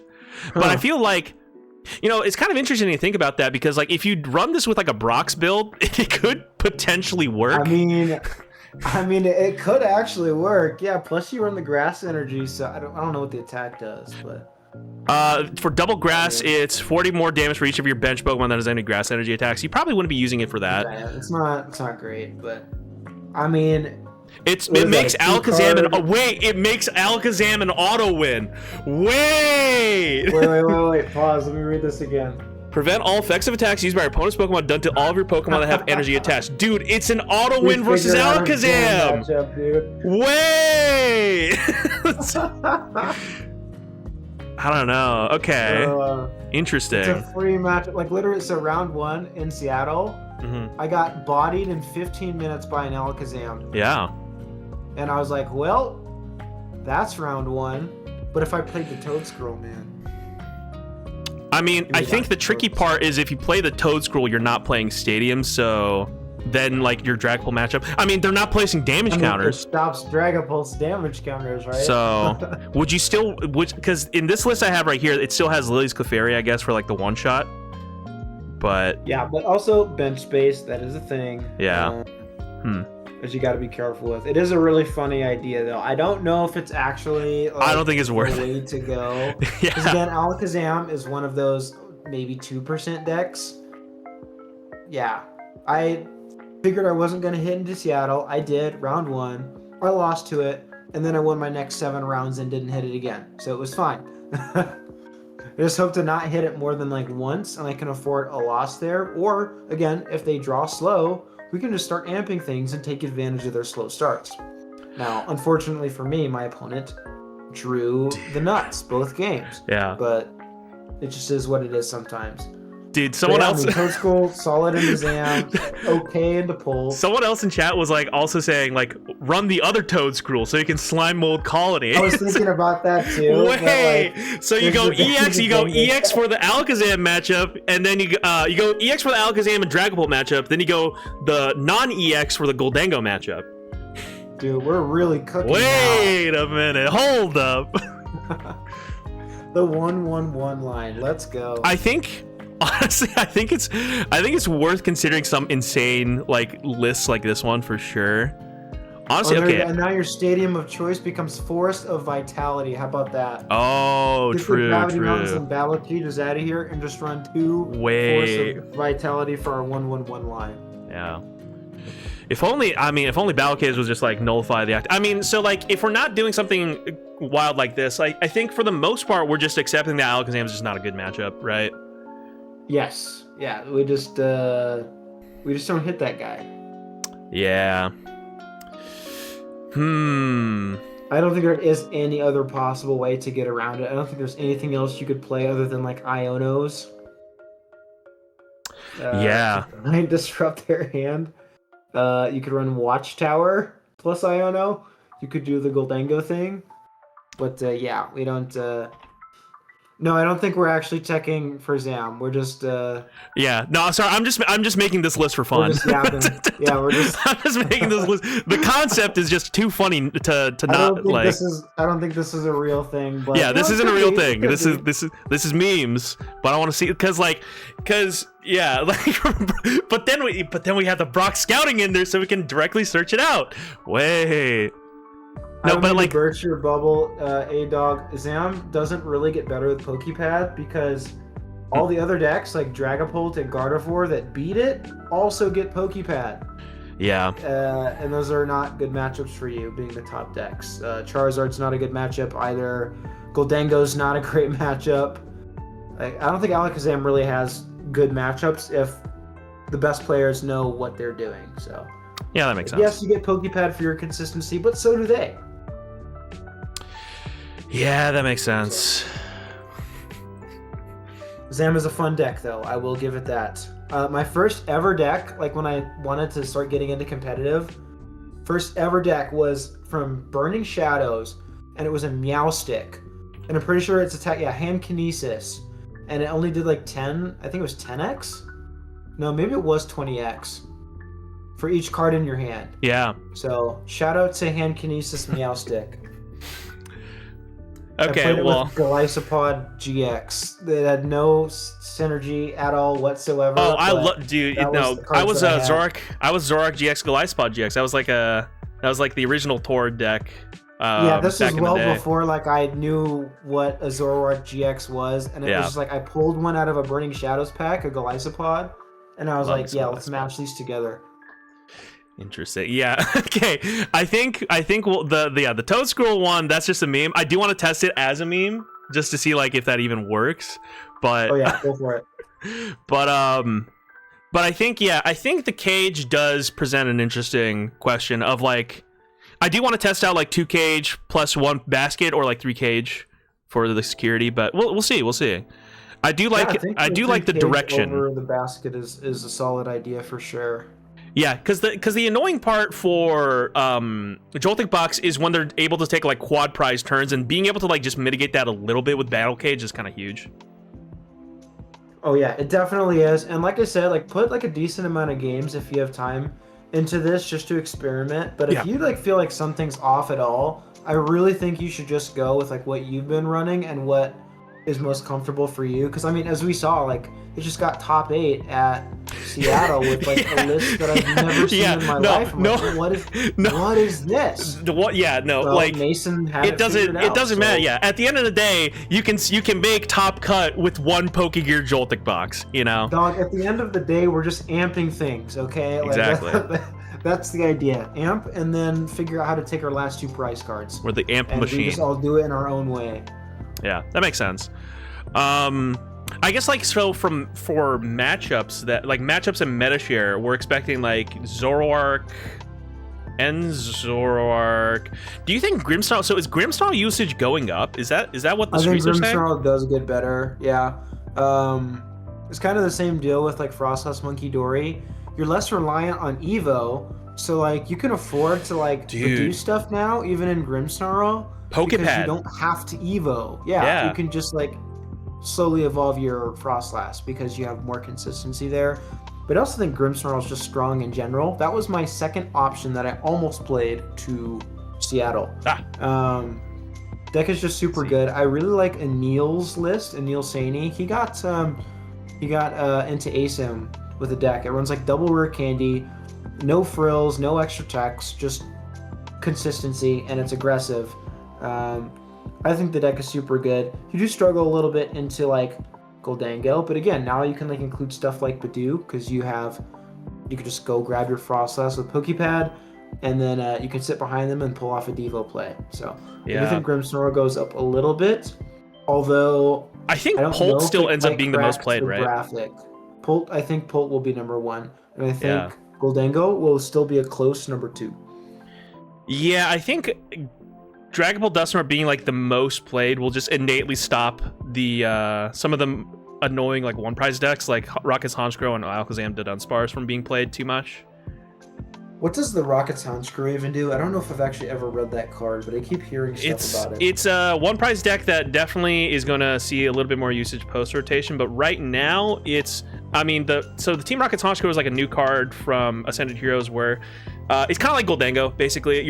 For every Rocket supporter card you discard from your hand when you attack, you do 60 damage. So you play like a bunch of Rocket supporter cards, right? And then the Miracle Headset. And then so you just kind of like, you know, you do like 240 damage by discarding like 4 Rockets supporter cards from your hand, and like it chains together with like the Team Rocket's Ariana for like 8 cards, and then like Team Rocket's Factory for 2 additional cards, and then like towards the end of the game you can close out with like Team Rocket's Porygon, which does damage correlated to how many Rocket support cards you have in your discard. So it's like early game you go Honchkrow, late game you go Porygon. That actually sounds so fun. I don't know if it's kind of like the United Wings of this format. Yeah, kind of. Yeah, basically. That sounds really cool. Yeah. But I assume since it's a bird, it's probably weak to lightning, so that's fine for us. Yeah. But like aside from the Joltik box propaganda, that does sound like a really fun deck. Yeah. Might have to try that at some point and see if it's actually good. Yeah, no, for sure. I think yeah, we'll see how things shape up. I think like Dark is just looking really good. I think, okay, I guess that's the thing where I'm thinking of is like, because Dark decks are going to be so much improved in Ascended Hero formats, that would in turn decrease the amount of Gardevoir players, which in turn might bring up the usage of Mega Lucario, which I think that's where Ceruledge also is able to shine. Yeah. But yes, Mega Lucario as well. So like, so what I was thinking was Mega Lucario, when I was running like 2 Mews in my list, I mean, it was just pretty easy. You just set up the 2 Mews and then just Jolting Charge the 2 Mews, and then it's kind of like, you know. Well, or if you had the Clefairy, it makes the matchup easier. Yeah, or the Liz Clefairy, yeah. Yeah, I just found like, you know, set up Mew while setting up another Pikachu or an Iron Hands, but we also just have Light Ball. Yeah, the Light Ball takes, yeah, because it's 340 HP, the Light Ball just one-shots. I think the only thing you'd be scared of is if they run Hero's Cape instead of like Max Belt, and I'm looking at lists, it seems like Hero's Cape is like decently used. I would imagine because they're scared of Gardevoir even still. Yes, I'm going to answer this comment. Yes, you just blow it up with Pickle. Yes, that is the one. Yeah. I think they mistyped Pikachu and put Pickle instead, which is funny. Yeah, with the Pikachu with the Light Ball, yeah. It would have been a little scared without the Light Ball, but I think with the Light Ball you can just go set up a Mew and a Pikachu and you're kind of like chilling. Yep. Yeah. I think you're fine there. And they can't even do anything to the Pikachu other than punch it with Solrock early, which just gives you a free turn to go Imp if you need to. Yeah, you still got to be like really careful. You don't have the extra attacker in Clefairy, but I think it's okay. Yeah, I think and I think because of that, it does definitely increase, like in turn increase the value of Heavy Baton. I just need to get used to playing Heavy Baton without putting Latias in play, and I think Switch is going to be pretty good for that. It does take a little bit to get used to it, because I did notice like you just automatically want to go for Latias, and oftentimes actually, let's say your opening hand has a Latias and a Miraidon in it. You might be inclined to start the Latias because going in blind, your opponent's not going to know what you're playing. Exactly. But if I want, like, I also don't know what my opponent's playing, but Heavy Baton could be really important in this matchup. Yeah. So I'm going to start Miraidon and give myself the opportunity to find Air Balloon, and if I can't, I can just bench the Latias because it's already in my hand. Instead of just blindly pushing Latias, you know? Because now you have to think, there's this other option. Like, if I'm playing against Dengo, I really want to try and pull off Heavy Baton. Let me give myself the opportunity to do that before I go and bench this Latias. No, that makes sense. I mean, I definitely, if given the opportunity, I definitely like putting Latias or Mew or Fez in front. One like Mew's our favorite for sure. You just to like withhold every matchup. Yeah, with like just to withhold the information of what I'm playing until because if you're playing against a Dragapult player, like if you open Miraidon, they'll be like, okay, I'll be cautious about overbenching, you know. So yeah, I'm seeing a lot of Penny propaganda over here. I don't hate the card. I don't hate the idea at all. No, it's because I was playing a decent amount of Penny? You're one of Penny. on the exact turn that you need it. Yeah. No, it's because I was playing Penny plus Chien-Pao a little bit just to test it out. But honestly, I don't think it was used enough to be relevant. So it's a little clunky, and I think it's very similar logic to like Psyduck, is that bench space is like very important for this deck, and even if it gives you immediate value of bumping Jamming Tower, it's not worth it. You'd rather just run a Stadium, even if Chien-Pao is hypothetically more searchable than a Stadium by being a Pokemon, you know? Mm-hmm. I think it's still a little clunky.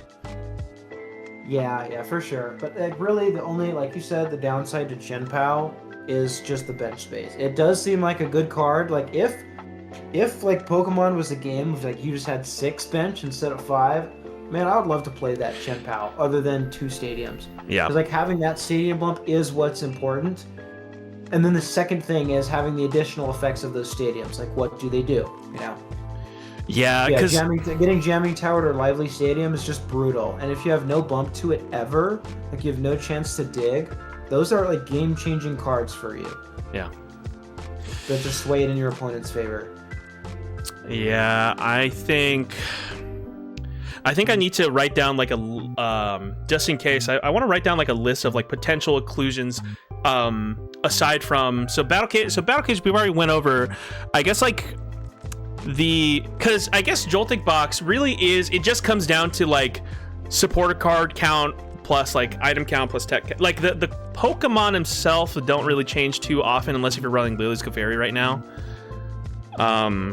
Not too many people are playing. Like help with your notes as well. Like I have notes on what are tech cards. Like if you want, gotcha. Yeah, if you want to like share notes, yeah, we can identify everything that is a tech and the potential inclusions. If you would like to go over that right now. Yeah, sure. Okay, let me. This ad is running. So I'm gonna let it run first. Okay, there we go. Now I can see your screen. So if you want to scroll up to the top for me, please. Yeah. What's up? So from this, and this is the list that we were discussing, right? Okay, yeah, this was your list, and then this was like the edit where I swapped it to like 3 Battle Cage, yeah. Okay, let's do your deck. Okay. Which is the one difference. Okay, so Switch is a tech. Yeah. The Galvantula, the baby Galvantula, kind of like you need one or the other. It kind of is a tech, but that's kind of a flex slot for Galvantula EX. Yeah. Or baby Galvantula. I think baby Galvantula is still better right now. I still think it is, especially with Zoroark, right? Yeah, I do not think as much as it looks like it. I do not think Iron Leaves is a tech. I think that having that's mandatory. Potential like switch out plus like the grass attacker is just way too strong. Yeah. I think that stays in the deck. That's really it for the Pokemon there. Just kind of a flex slot with the Galvantula. We can hop over to trainers. Yeah. I think everything else is pretty standard. Clefairy is like a tech as well. You don't need that. The 4th Ultra Ball is a tech. Yep. I think you run 4 nests if you're not running the Brox. Air Balloon is needed in the deck 100%. I think the 4th Crispin is a tech slot. I think you run at least 3. The 4th Crispin is the tech slot. Light Ball is also a tech. Mm-hmm. The 4th Pokegear is another tech. Like, it depends on your support account, like we discussed earlier. Yeah. And then all of the stadiums are, I mean, I guess I wouldn't even call them a tech. I think if you had to make it be a consideration, it's your stadiums or your Clefairy package. Yeah. Like, those are your 2 choices. I don't think you can not run those. Heavy Baton also wouldn't necessarily be a tech. It's the choice between that Rod plus Powerglass. Yeah, the heavy rod slot is essentially like your recovery slot, I guess. So your energy, keep energy within play slot, right? Yep. And then the 3rd switch out is a tech slot as well. Yeah. Yeah, your retention slot. I think the only thing that's kind of scary is like not having the ability to just get Mew or Fez or Blood Moon Ursaluna back after they get knocked out.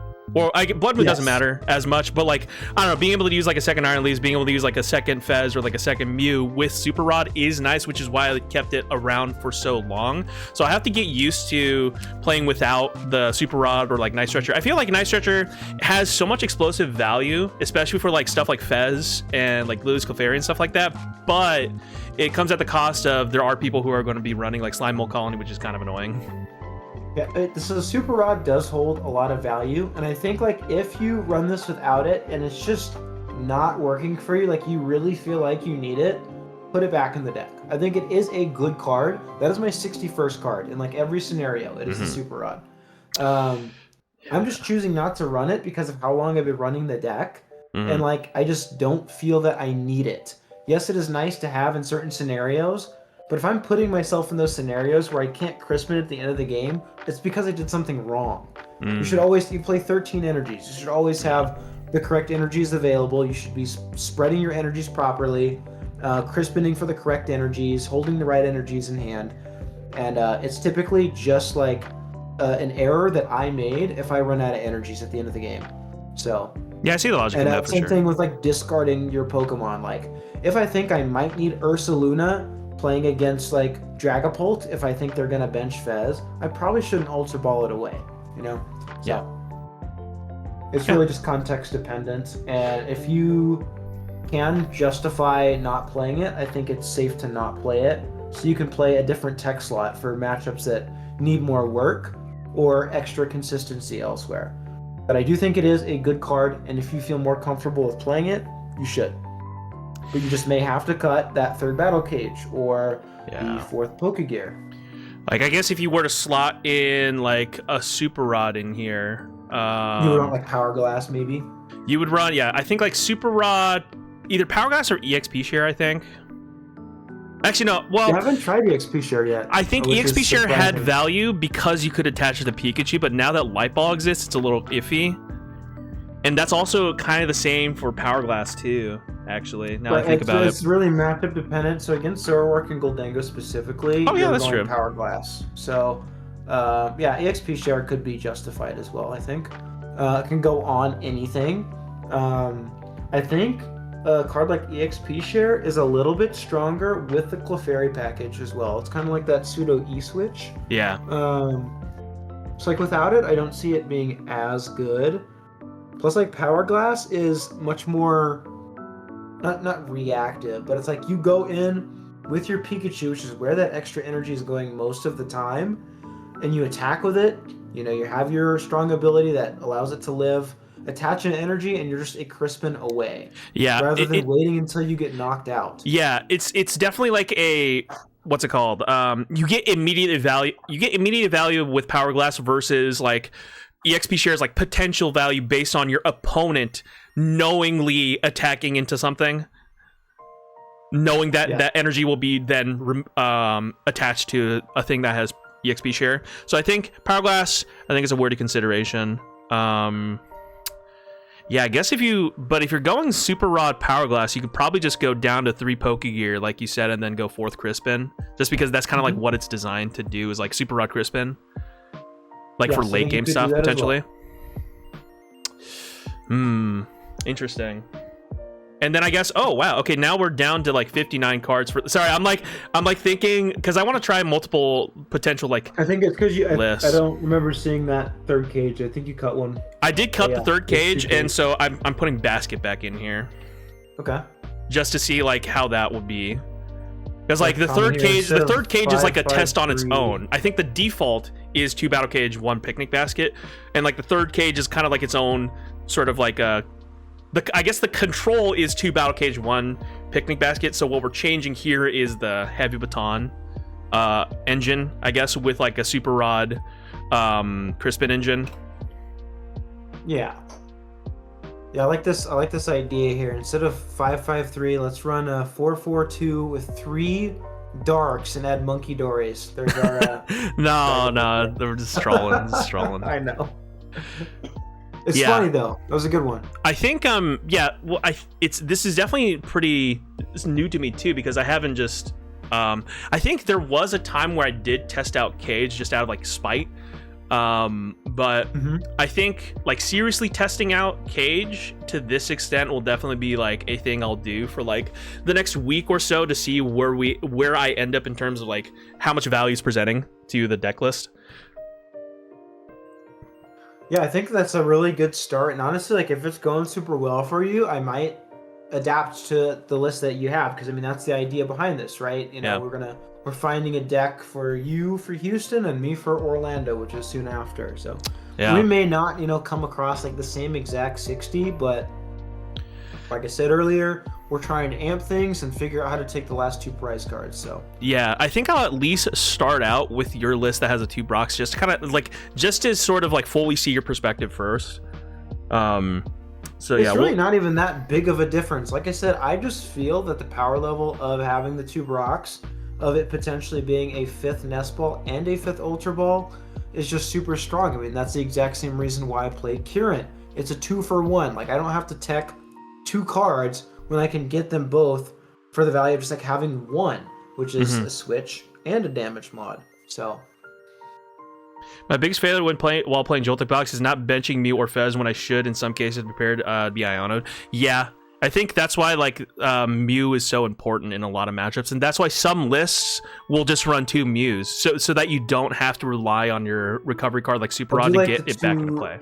I do like the idea of 2 Mew for that. If I would be able to fit it in my list, I would. Because like benching something like Fez, like typically when you're getting Iono'd 4 times in a game, it's because you're playing against Gardevoir or Dragapult, which aren't gonna, they're not gonna take aggressive knockouts. Yeah. They're gonna boss up your Fezandipity and punch it for 200 and then spread damage. Yeah. Which is what they need to do, because they're also like not unlocking your Blood Moon for their Fez that's on the bench. They're not giving you the Fez draw, and they're keeping your bench clogged, and so they can take 4 to 6 prizes to close the game. So yeah, Mew is incredibly important for sure. I mean, shoot, if you do like 2 Mews with like Lillie's Clefairy, you could theoretically just like have like 2 Mews in play, independently like put energies onto them, and then go for like a Phantom Dive play with like benching Lillie's Clefairy. I mean, they still would theoretically have the ability to knock out both Mews just by doing like Dusknoir or whatever, so that'd be kind of annoying. I guess that's the tricky part, is that you're confined to 60 cards, so you can't really, you know, have every single tech card. We don't get our sideboard, which is unfortunate. Yeah, sideboard would be so fun, but I mean, honestly, sideboard would be good for the opponents too. So it's like I get why we don't have it. Yeah, for sure. And this comment here, like, you know, play more boss. Low key, like, you might be trolling, but before the tournament, I considered putting 2 different cards in my list. Lycia's Appeal, right? Slot.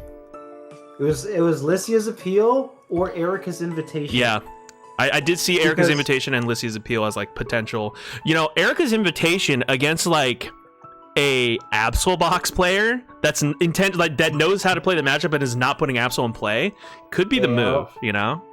But also against like Gholdengos that Turo their they Turo their Fez or their Genesect, and you're just like, actually, let me have that. But the only reason I couldn't justify it was like, again, that end-game scenario where I want to Ursaluna for game or whatever, do I have my one of Erica's Invitation in my hand? Or my one of Lycia's Appeal? Like, Lycia would be the more of a consideration than Erica, because everyone plays so many basic Pokemon, and just having that 5th boss, like, the confusion effect is cool too. I don't think that would ever actually come up. Yeah. But, like, you want to boss up their Munkidoris, their Gimmighouls, their Ralts, etc. It's just a 5th boss. Yeah. So that was like my 62nd card, funny enough. Oh, Erica's Invitation? Or Lycia's Appeal? Lycia's Appeal. Yeah. That makes sense. I mean, I think it is interesting for sure. Because more Gust is always great. I guess, I don't know, people aren't playing... It's interesting how quickly like Ace Nullifier Genesect like fell out of favor. I think it's probably going to be used a little bit more post rotation, but that's a different conversation. I've been seeing it in Absol. So yeah. Oh, you've been seeing it in Absol. Melissa got finals, right? Melissa got finals, had it, and that is kind of a scary card. Which again, having that 3rd switch out is a blessing. So, if you only have 1 and they kill your Prime Catcher, I mean, yeah, you had Tool Scrapper in the previous build to get rid of it. So there was that, I guess, but still, like that early game Genesect or even mid game, it's tough to deal with because they just go for their Evil Tallock most of the time in the Absol matchup because they want to subjugating changes to the active, so that they get damage in play, Munkidori it off onto your Pikachu, boss, and then they can like even use Absol, knock out your Pikachu that's threatening it, take out all your grass energies, and then knock a resource out of your hand, which is probably a switch out or access to Iron Leaves.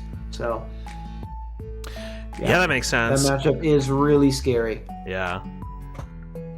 I'm looking at a suggestion. Like Bianca's Devotion to heal Pikachu, I've seen that as a tech, and I was like, I mean, heal all damage from one of your Pokemon that has 30 HP or less remaining. I mean, I guess like for Pikachu specifically, it's not bad, right? Because like if they but like I just feel like in so many it's scenarios, too situational, right? They're not just like punching you for 190 and leaving it. They're gonna like Adrenabrain and knock you out, so it doesn't actually come up. Yeah. And Bianca's a full heal for Joltik. Pokemon? What's up? Is it for any Pokemon or is it specific? Yeah, I think it's any Pokemon. Okay, I guess it's like heal damage from one of your Pokemon that has 30 HP or less remaining. Yeah. There's also discard your energy. Oh no, it just heals all damage. No, it just heals all damage. That's not that bad, actually. Or Clemont's Quick Wit to heal 60 damage from each of your electric Pokemon. No. We have a new. What's the one? We have a new one that heals 40 damage from all your Pokemon. Oh, really? Heroes. I forget what it's called. People are memeing about it on Twitter this morning. Oh, heal 40 damage for each. No, it's not even from Ascended Heroes. It's from like Black and White. Fennel for 40 damage for each of your Pokemon. Oh, it's like we've had this code for a while. Yeah, we've had it since Black and White. Okay. I mean, it's essentially like Picnic Basket, but it's just for your Pokemon, and it's 40 instead of 30. But it also comes with the opportunity cost of using it as your support for turn, so I don't know about that. And you can just Arven for Picnic Basket. Yeah, exactly. So. And Arven has the versatility of being able to use it late game for Prime Capture. That too, yep. Yeah, so I don't know if I think if you are going to go for like a I need to heal stuff card, because we're not ever putting damage counters on, we're always going for one shots, so Picnic Basket is never a negative for us. If anything, it hurts our opponents that are doing the whole like I need to put damage counters to my own Munkidori with like, you know, Froslass, or I need to put damage counters on my board because I'm Gardevoir, or I need to start putting poison damage counters on myself because I'm Mega Absol, you know? Yeah. Yeah, I think Picnic Basket is kind of like just the go-to if you want to heal your Pokemon, but also the additional effect of healing your opponent's Pokemon, which is just funny because in hindsight, that seems terrible. Like if a non-Pokemon player read this card and was like, you're healing your opponent? Yeah. That seems really bad, but in our case, when people want to build damage on their own board because Munkidori exists, we get to prevent that. Or even if the Gardevoir goes to set up an early Screamtail with 40 on it, so they can hit your Iron Hands for 80, and you get the opportunity to heal a little bit off yourself and their Screamtail, that energy can potentially get stuck. Yeah, the reason why I'm like even gravitating towards, I mean, I just like aggressive decks in general, but like part of the reason why it makes it so easy for me to just gravitate towards like these one-shot decks like Joltik Box is because it kind of sucks to go for 2-hit KOs in this meta. It really does, because Munkidori exists. I mean, you wouldn't be surprised at how much, I mean, maybe you wouldn't be surprised, but maybe chat would, how much Arm Press for 160 comes up on like a Fez or something, or a Dragapult. Oh, interesting. It does happen sometimes where you have to two-shot. It doesn't feel great, but sometimes, you know. Oh, yeah, no, for sure. Like, occasionally, like, I'll do Arm Press for 160 on, like, Cornerstone, right? Yes, yep. Yeah. Or even against Gardevoir in regionals, or in Seattle, twice. Both of them in day 2. My opponent's running low on energy, and they have Fez on board, and I, like, whiff something I need for a game. I'll just, like, bring up their Fezandipity with no energy and punch it for 160. And if they can't get exactly Turo on it, it's just a liability that I can either amp for 3 or just like clean up with whatever to end the game. Yeah, speaking of amp for 3, Gardevoir, my gosh, it's so annoying how often they go for the chip damage with some other Pokemon and then genome hacking amp for 3. That's why I'm like the Brock scouting in the deck, allowing me to have 5 Ultra Balls. I'm evolving Galvantula as soon as possible in the Gardevoir matchup. Oh, Plus, Galvantula is a strong attacker into Gardevoir. It's a one-prizer that they need to Gust around. They don't play boss. They can Screamtail around it, but then you're just taking the easy knockout. You can also just punch a Gardevoir for 180. It's really, really good. Yeah, that makes sense. The genome hacking strategy is legitimate, and it's really scary. So if they go for the early Screamtail, like they get turn 2 Candy Guardy, punch your Iron Hands. The first thing that goes through your head is obviously make sure there's energy to amp, but you also need to evolve your Galvantula. So having more outs to evolving it is super important. Yeah, that makes sense. They can't Adrenabrain, knock out your Joltik, and then amp for 3. Interesting. So I guess, yes. It's a very common line that they go for. Yeah.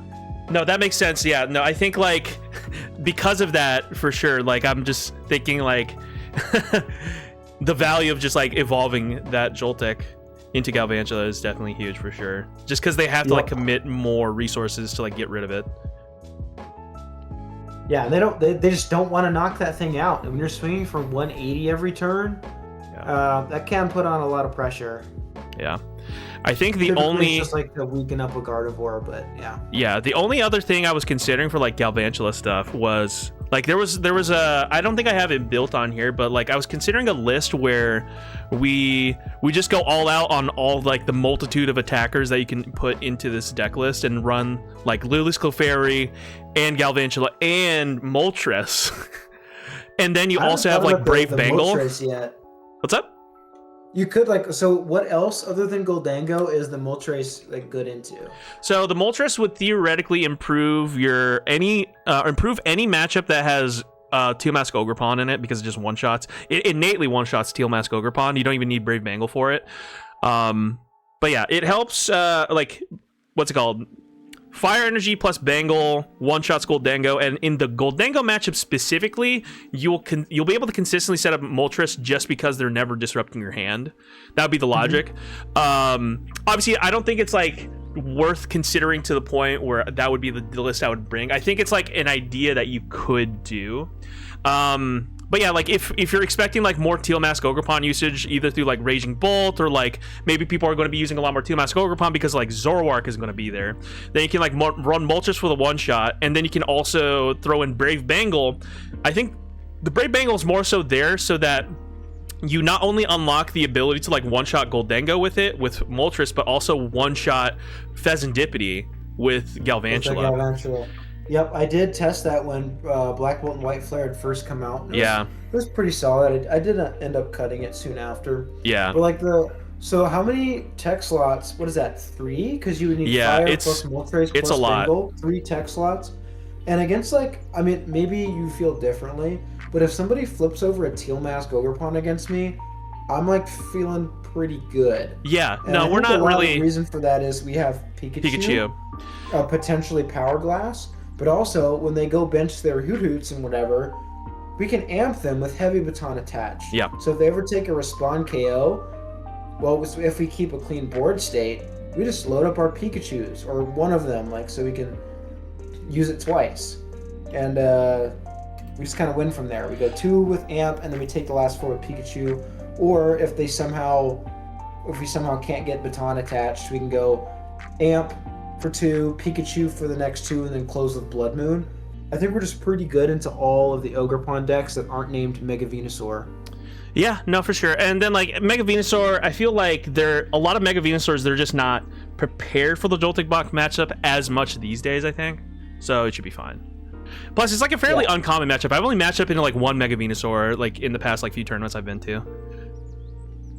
I think people are waiting for like post rotation to like really explore that deck, but yeah, I think I guess I have like some worries about like potential matchups that could be problematic. Like if Raging Bolt somehow starts using Slitherwing again, like that matchup feels doable until they have like Slitherwing. Once they have Slitherwing in that list, it's kind of like it's very much a losing matchup, which is why I was even considering like Brave Bangle to begin with at one point, so that he could like essentially. That was the reason that I played Brave Bangle was to get around the Raging Bolt matchup when it was like top 4. Yeah, like threaten their like Teal Mask Ogerpons like Pheasantipides, and then like you'll always have value there unless they deliberately try to go for a knockout. And I think that's also why I don't really like too much of putting in other one prize Pokemon in JOLTIK box, just because part of what's so good about it is that your opponent isn't able to go like knock out 2 one prizers and then go 2-2-2 that way. They have to go like 1 and then 2-2-2, which essentially buys you a turn, which is great. But if you throw in like something like Psyduck, or if you throw in something like Moltres, then they're more incentivized to like knock out like JOLTIK, and then I don't know, it's a little tricky, I think. I think it is like in a best of 3 going into a regional, right? It's that you have that surprise factor. Most of the time, your opponents are going to ignore your Joltik because they want to go 2-2-2 because that's what you're trying to do. They want to try to prize race you. Now, I started like with this list going into the Ascended Heroes format with Magneton, kind of for that reason. I wanted to have that energy acceleration. Yeah. But you give up a prize card. You can do that if your opponent doesn't immediately knock out your Joltik. But as soon as you pull off your Magneton play into a deck like Gholdengo, well, then they're going to be like, shoot, well, game 2, I'm just going to use Zoroark on your Joltik. So then when you try to use your Magneton, which is definitely your only recovery in the deck, you go down to 4 prize cards, and then it just helps me with my prize trade. Yeah, it's kind of a one-trick pony for a 2-card slot, right? Yeah. Or whatever amount of tech cards you need to pull off your one prizer. Now again, sometimes that surprise factor in that one game can be good enough to win you a set. You can cheese them in one game and then they brick in another. That is a legitimate strategy that our deck can take advantage of, I think, better than many other decks in the format. But I don't know, it's so many tech slots for me to personally justify it. And same thing with like thinking about what could be bad matchups. Like, what if I hit Alakazam? What if I hit a Slitherwing? Yeah. You're not going to hit that in 2 or 3 rounds. You can afford to take 1L to some weird tech that you didn't expect because no one else is playing it. And it is hard to like think about that and accept it. But I really would encourage you to like consider that on a tournament run. We have 8 rounds of day 1. Yeah, because 2 of them and tie 1 of them. Yeah, I mean, I think that's why I stopped running as much like Future Booster, because like the reason why I had Future Booster so much like included for like the longest time was not only because of the retreat on Iron Hands, but also like, oh, but if I run into like Alakazam, then that's kind of like one of the ways you can keep pace. Or like if I run into like a Cynthia's Garchomp with a Power Weight, I do need the Future Booster Energy Capsule to one shot with Iron Leaves. But it's like both of those decks are going to be like 1% around, like hovering around like 1% or less, or like 1.5% at best. So it's not really worth teching for a matchup that we're just not going to see as frequently, and we're just going to have to accept that some matchups are just going to be bad. But that's worth it if we have better matchups against the decks that will be like have a high probability of running into. Right, and that's like where I focus my testing. So what I did going into the tournament was I did track all of my games. I put exactly 183 games within a 3 to 4 week span going into Seattle. And a lot of them I tested against myself because I use the Limitless Tabletop. If you guys haven't heard of that, go check it out for sure. And you can play both sides of the matchup. It's really quick and efficient. And over time, you learn to play without a bias. So I highly suggest it. But I ran multiple sets, like anywhere from like 5 to 10 full sets into the top 5 to 6 decks to have an exact strategy and exactly what I want to tech for it. And then the like 7 through 12, I played 1 to 2 sets against all of those decks so that even if they were a bad matchup, I have a game plan going into it.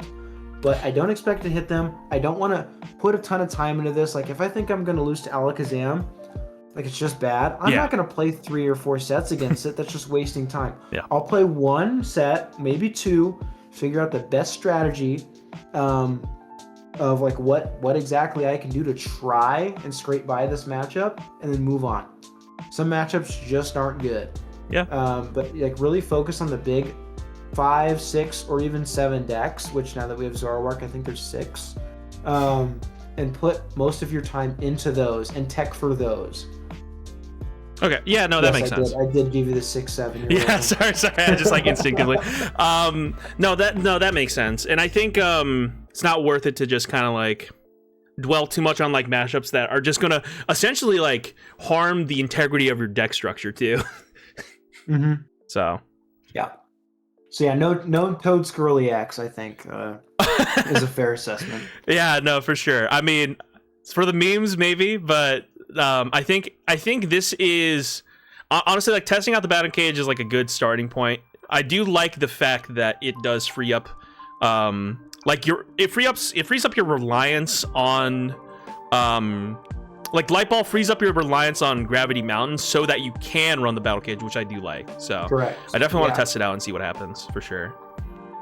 Yeah, I think the Battle Cage is like obviously matchup dependent, but those matchups are going to be like the top decks, specifically Dragapult of the format. I don't know how far decks like Grimmsnarl or Froslass Munkidori will go. They could just be like kind of a flash in the pan thing, but I'm seeing a lot of like good players like on Twitter talk about the power of Froslass Munkidori.